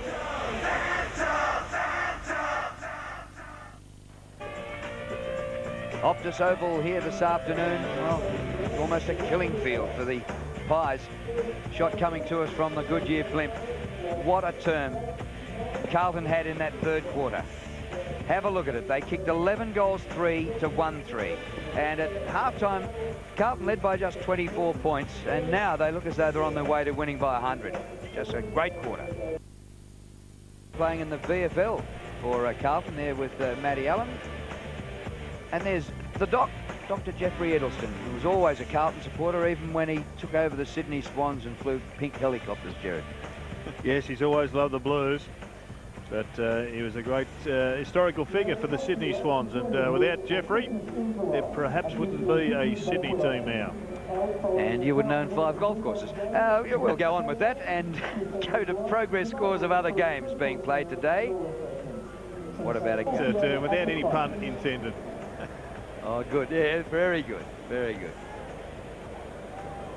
Well, they'd be absolutely shell-shocked here, the Pies, after that. And Dipper, what's the atmosphere like down there? Oh, sensational. We're just waiting for Sticks Kernahan. Have a quick word to Sticks. Sticks, 11-goal quarter, that one. Fantastic by the boys. Yeah, they play some good footy, Dipper. We messed around with a bit in the second quarter, we thought, and didn't use the ball as well as we should have, but they got to go, and then up forward we opened up fairly well. And Whitnall's doing very well, kicking the ball around the ground and obviously through the sticks. Well, he's a good player, Red, and he should have kicked 6 or 7 at the moment. He's got about 4, and the kid's going to be a great player. And what about Trent Houghton? He's been fantastic as well. Yeah, well, Houghton, Hamill and Whitnall playing together in that forward line. They've got a pretty good understanding. They're going okay. They're all your boys too, aren't they, eh? Thanks, Go on your Sticks.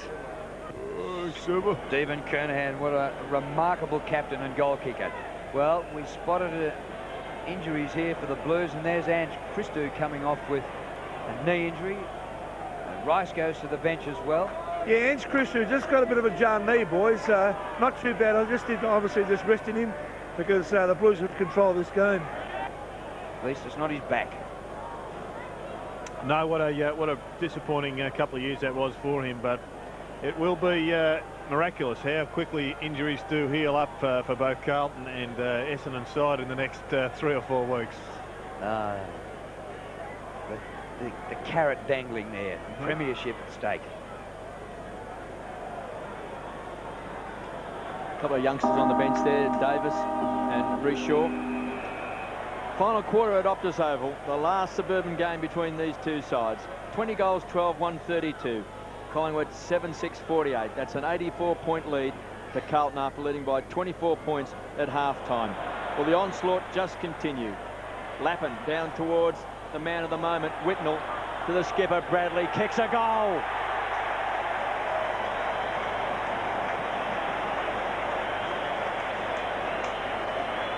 Well, they've just complimented the champagne with a dose of caviar as well. Well, at half-time, you would have thought that Wayne Britton would have said to his players, we copped the shellacking in round 3. There was one that was embarrassing for the club. There's only one way to rectify that, and that is to return the favour and throw in a bit of interest as well. And I guess at this stage, the interest is starting to pile up. 90 points lead the Blues. What a job Wayne Britton has done. He's the man who does the match day planning. David Parkin's in the book as officially as coach. Well, Porter had a couple of cracks at getting that out with a big one. Ratton, the underground hand pass was clever. McKay at full stretch. Hickmott up the ground to Culpet. Houghton again. And a pat on the head for Culpet. Heath Culpet playing his first game for the season. Involved in a few passages. Hasn't seen all that much match time. And Houghton kicked 3 goals in the third term.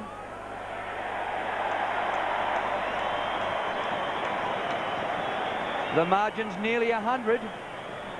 And with the trend of the game at the moment, it could be 150 by the end. And hasn't Trent Houghton given them such great flexibility? Matthew Allen goes off the ground, or at this stage Mark Porter. Houghton goes on. He can interchange with Anthony, with the Cooter man. And they can just throw them around willy-nilly. And that's why they're going to be more than competitive in a couple of weeks' time against the Bombers. Blues by 96 points. It would be interesting to plot a graph, Drew, from the Millennium game which you called through to Collingwood's win over Carlton and to where they are at the moment in terms of turnarounds. Well, 3 games this season. Carlton by, what, 98, was it, in the Millennium game? Then Collingwood by 73 in round 3, and Carlton whatever they win by here today. So where Collingwood pulled out that 73-point win from, I have no idea. Yes, it was a costly loss by the Blues for many people, many of their major supporters. But I guess Brendan Favola, an interesting graph for him, who kicked 12 goals in that match. And he, well, there were many suggested he was going to be on the boil and on the roll of kicking 100 for the season. But as is often the case, he's back in the reserves and he's just trying to re-establish himself and truly learn his craft. Well, from that round 3 match to where we stand right at this moment in the game, the start of this last quarter, it's a 169-point turnaround. 22 goals, 12. The Blues 144, Collingwood 7-6-48. Fraser. And the Blues have turned it around as a side as well. Cooter was a centre-half back in those days. Now he's one of the great centremen, midfielders, forwards of the competition. Now he's everywhere. Ratton does the shepherding. Houghton's going for goal number 5. A red letter day for Trent Houghton.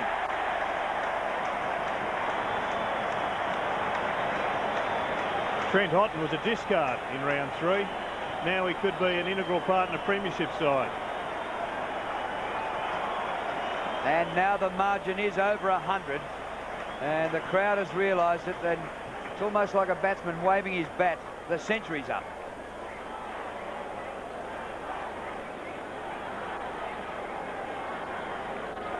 Blues have kicked 3 goals in 4 minutes to start this final term.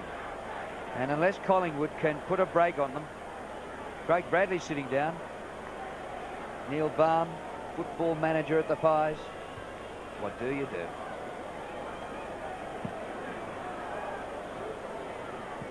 Porter just taken by the arm by Fraser. It comes to Koutafidis. Inside the 50, deep. Hamill hits it like a Sherman tank. Prestigiacomo. Yep, gone. Houlihan, another one.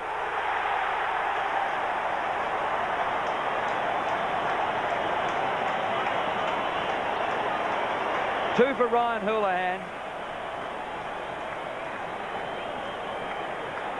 Well, it's got more than floodgates now. It's a raging torrent that can't be stopped. 4 goals in 6 minutes. And 2 goals to Ryan Houlihan. And those fine young players Carlton's just got on the sidelines.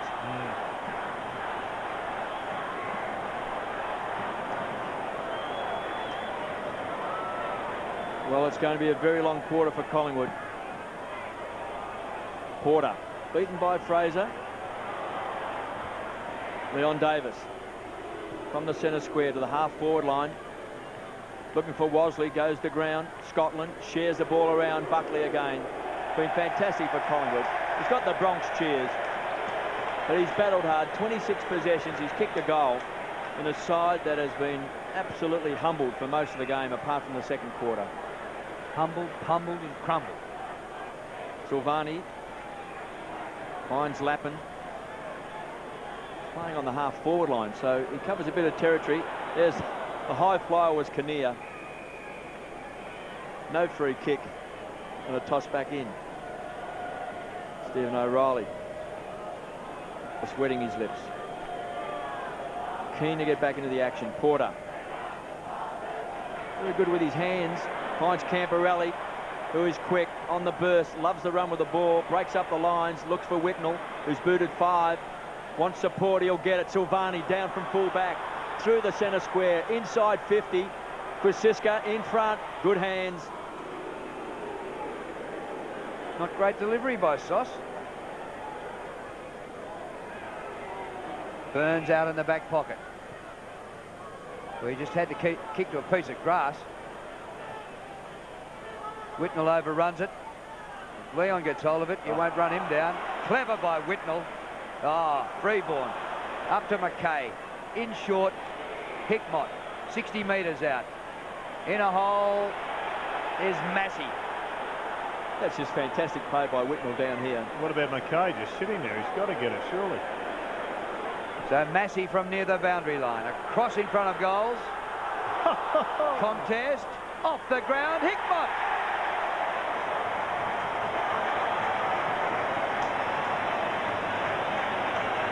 He's got a couple.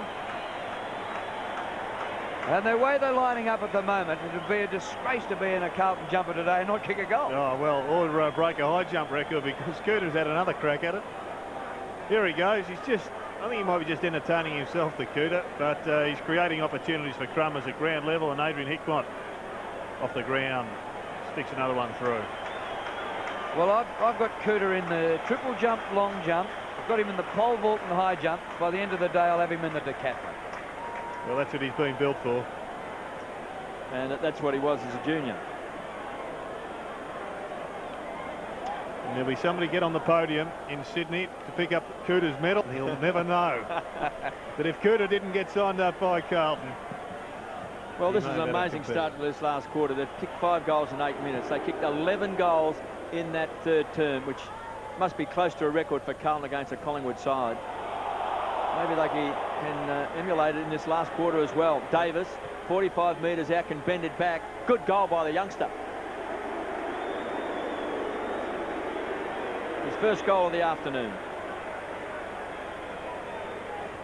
And it was a goal in the third quarter, and that's their first goal of the last term there. Stellar quarter was in the second quarter when they booted 5 goals, and only outscored by 1 point by the Blues. Buckley around the corner. Silvani playing in front, consummate defender. 3 against 1. Porter just relishing his chance. Looks athletic. Freeborn through the centre square out wide. Whitnell's always going to be the target. Those strong hands in front. Prestigiacomo has just stuck to his task. It's been a difficult one. Hamill, don't argue. Hamill knows best. Beaumont, 45 metres out. Another goal to the Blues. Unbelievable. He's got 3. This is an onslaught. Well, this is an onslaught, and well, John Elliott will be happy if the AFL keep programming games here at AFL Park. I'm not sure, sorry, at Optus Oval. Everyone says it's the last of the suburban games. Against these 2 clubs, don't they say? So does that mean the AFL are never going to program this game here again? They must have it in writing. Carlton's highest ever score against Collingwood, 28 goals 10 in 1943, and they're within a couple of kicks of that. So it looks like being a record-breaking performance here by the Blues against the Pies. Whistle's gone. Free kick to Collingwood right in front, and the crowd booing because they're just lapping this up, the Carlton fans, and they want more and more and more. In this quarter, they've kicked 6 goals straight to Collingwood's 1 goal. Andrew Dimatina, just a youngster in his 6th game, brother of Paul Dimatina from the Bulldogs.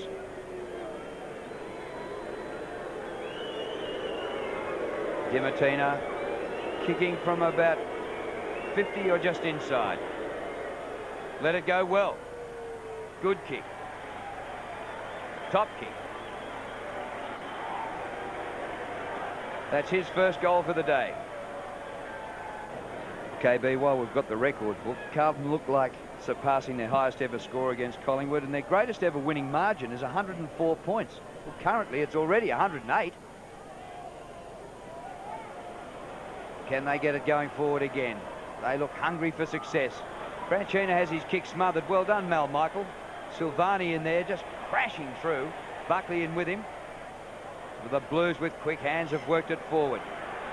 Culpert gets it wide to Beaumont. Hickmott. Here they come again. Fletcher pokes it high. Hamill.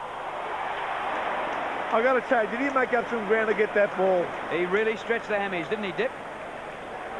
The young Nick Davis didn't take his eyes off the ball either. Not sure I'd want to be in this fella's way when he's at full tilt. Wouldn't that clean you up?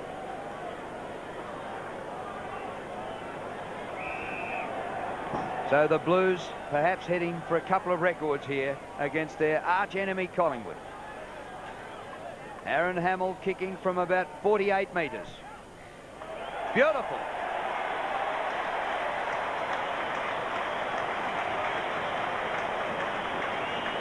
His second, and Carlton's next goal against the Pies today will be a record score against them, and they've been playing them for over 100 years.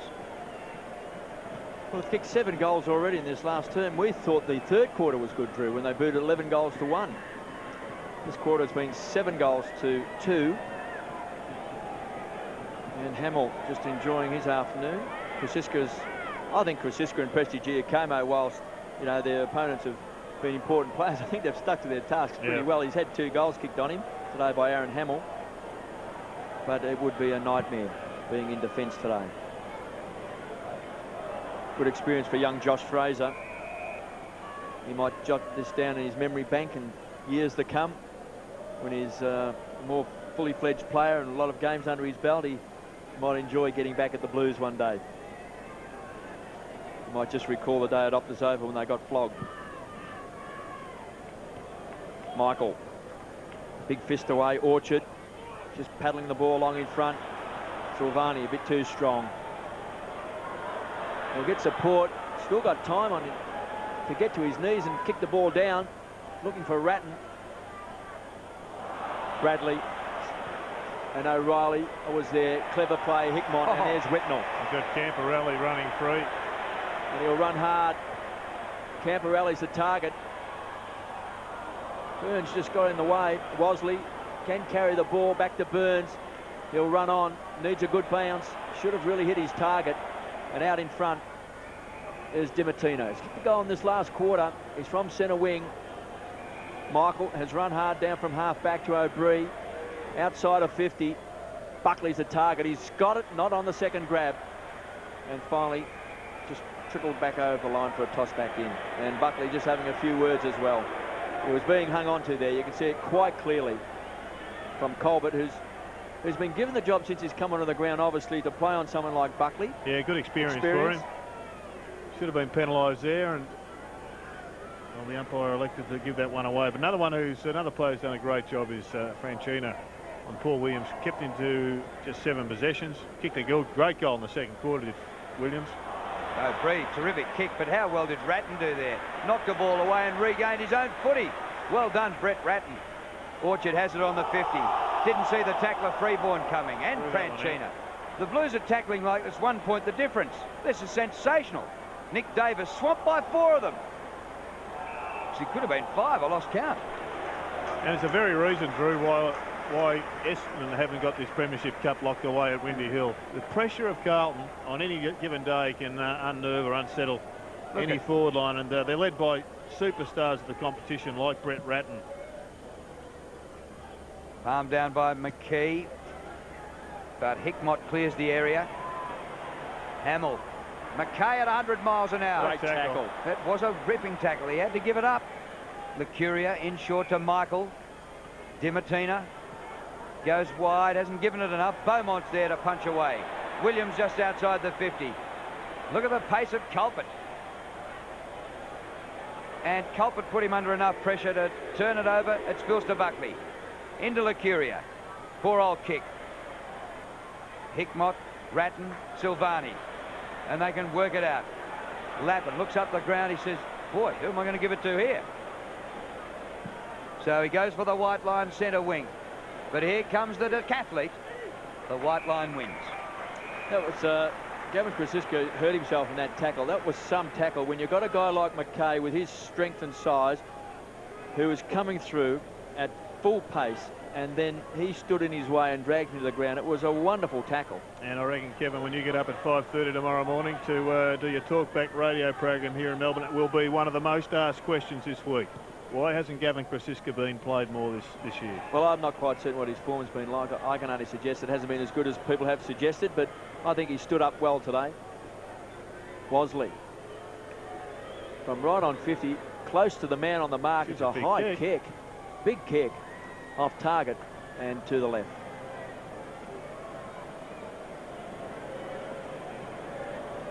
Here's the tackle. Absolute perfection. He spun him as well. That's where he got rolled on as well. It took a bit of the stuffing out of Gavin Krasiska, but gee whiz, to pull him down and bring him down. Well, I know it's only a ho-hum domestic competition, but I reckon even John O'Neill of rugby union fame would have enjoyed that one. And good afternoon to John if you're watching up there in Sydney. Never misses. Crowd today, 30,027. And so we were talked about all week how it was going to be bulging at the seams, and 70,000 would have gone to the MCG, and 30,000 here isn't even full. Did they get scared off by the talk of a full house, or did they think this was going to happen? The marquee was full out the back. 1,000 people in it. Maybe they're still there. O'Reilly. That's a point. Was pushing and shoving, and Williams was tied up by Franchino. That's been a tough afternoon for Paul Williams.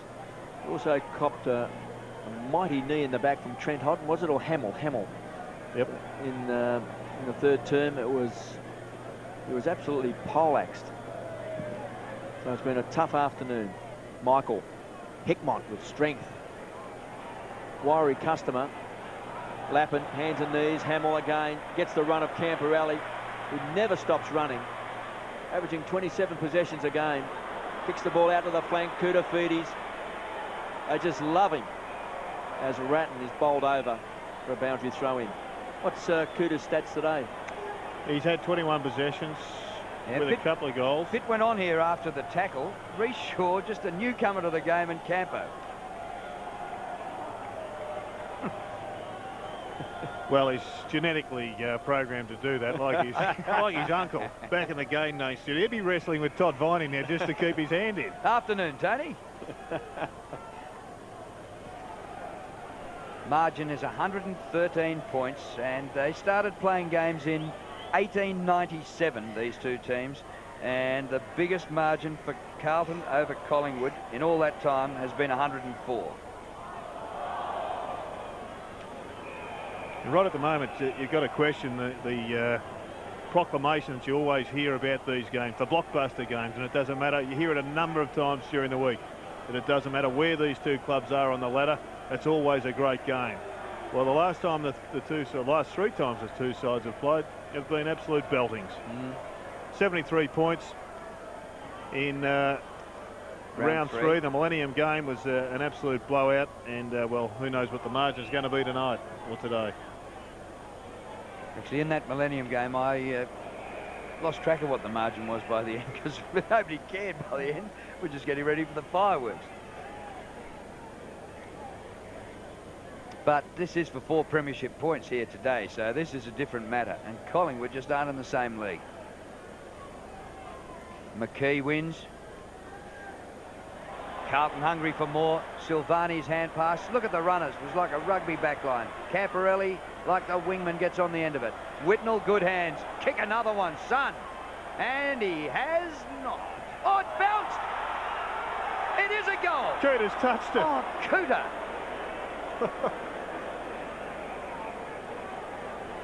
Now, has it gone over the line? I thought the goal umpire signalled. I think he paid a free kick, didn't he? It was a free kick, Kevin. He pushed out here by Koutafidis. He just pushed. So in his efforts to shepherd that ball there he through, goes, just bang, just pushed Kinnear fair and square in the back. Yep, fair enough. Well, that's one that went begging for the Blues. They lead 27-12 to 9-7, and they're still looking for that one more goal that will be the biggest ever score for them against Collingwood. Oh, good mark. Culpet. So what the Goodyear Lightship is an absolute beauty for questionable goal decisions, and I reckon the goal umpires this year could have used it on more than one occasion. It'd be tough to have it at all the grounds, though. You couldn't bring it into for a video replay to use officially. Be good for frequent flyer points. Be all over the place. Buckley was good then at ground level. Free kick, Collingwood. 174 to 61. So it's a 113-point lead to the Blues. They led by 23 at quarter time, 24 at half time, and then the big blowout, 11 goals to 1 in that third term. They led by 84 points at the last change. O'Brien, edge of the centre square, looking for Burns, and he's got him. Started the game playing on the half-forward line on Andrew McKay to just stop some of that run from McKay, who's been magnificent this year, the All-Australian half-back. Found himself on the interchange bench early in the game. Burns from 48 metres, trying to bend it back. Through for a behind. Time clock ticking away, just over 5 minutes left in this last quarter. Now, John Elliott's reluctance to have this game switched to the MCG, was that for home ground advantage, or was he being just a little bit I think it may have been more politically motivated, Drew. But if it was for home ground advantage, well, he's certainly got it. They are hard to beat here. But in the past, though, there's been talk that you couldn't possibly play this game at Optus Oval because it wouldn't be big enough to hold the crowd. So maybe what we are finding is that you can play games here at Optus Oval, because it's certainly not a sellout today. No. Krasiska mops up. Poor hand pass to Buckley, though. Put him under the pump. Krasiska again to Buckley. And the ball's knocked down. It's out in front of goal. It's taken by Prestigiacomo. I'm sure they'd hit a goal post as well on the way through. Presti's kick. Up in between half-back and wing to Orchard. Michael at full stretch. I think a lot of people may have voted with their feet too, KB, as to the popularity of the decision to play it here. Ian Collins might suggest he got it right by programming the game at Optus Oval. There was so much pre-match publicity and hype. You reckon you had to have filled the stadium today. Leon right in the goal square. And he will go back and kick a goal. So actually Carlton haven't kicked a goal for about 10 minutes. They had this record well within their sights a long time ago. And Davis. Maybe somebody's had a look at the record books. Margin 106. The record's 104. The Blues, Collingwood 10-8, 68. Porter just relishing his opportunity with Matthew Allen on the sidelines. Ratton, as always, is bullocks his way out of trouble and finds O'Reilly, who looks a bit sharper to me today. Jared, he's had a lot of hamstring problems, but he does look a lot sharper. Krasiska a push out, playing in front. Well, it's a critical time in the career of Steve O'Reilly. He's going to go on and become a vital player in potentially a premiership side, or he's going to just wither away through hamstring injuries. He really needs to get 6 or 7 games in a row under the belt. Just looks a little bit sharper to me today in his movements. Some positives there for sure. Hickmott wrestles on the ground with O'Brien, crunched that time by O'Reilly, who gives away the free kick too high. And O'Brien will take the free kick. 19 possessions today and 6 marks. This might not be a record score and record margin by the end. From half back, Buckley stood his ground.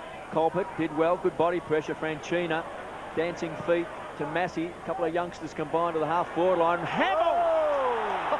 What a leap! Can he jump? Ratton has got it. Great direction from Mark Porter, who quickly said to Hamill, look, there's a player in the middle. He's on his own. He looks like Coach Cheese. You better get the ball out to him, man. What a spectacular grab. Well, this kick is for the record, and won't that be appropriate after such a mark by Hamill? Ratton for the record kick. 45 metres out. Straight through the centre. It's the biggest score by Carlton against Collingwood for 57 years. Well, he's kicked 3 goals, 2 in that third term, and now that kick, which has given him their biggest ever score against Collingwood. And listen to the Blues supporters, because it's just been announced. Yeah, that was a smart handball by Heath Colpert.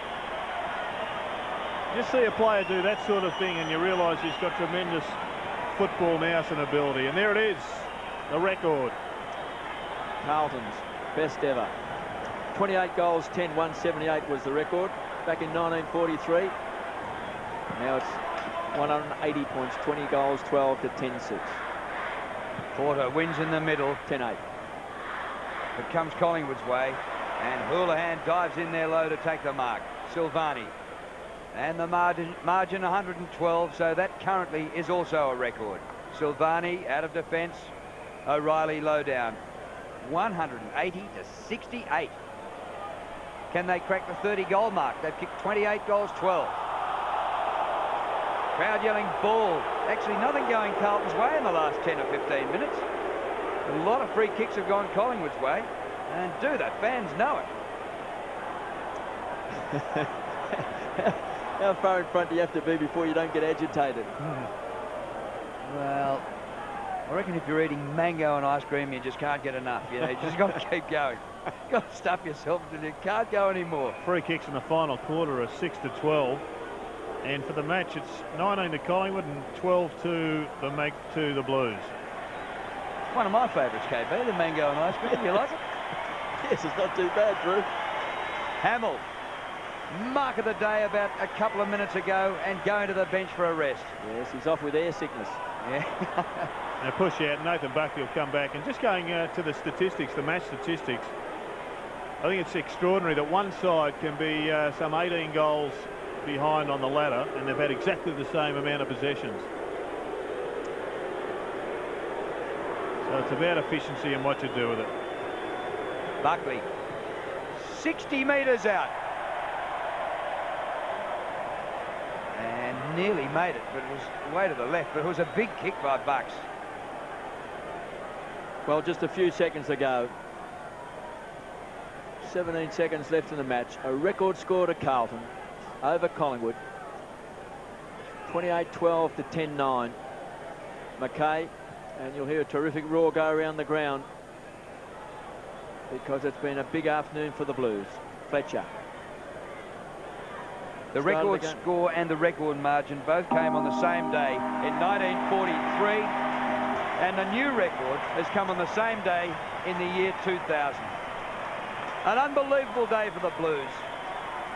A new record score against their all-time enemy, 28-12, 180, which is a record by 2 points, and the margin is 111, which is the record by 7 points. 28-12 to 10 goals 9. Suburban football, well, Optus Oval rocked to the Blues today, and the Pies were also rocked. There's a cemetery just over the road, the killing fields of Carlton.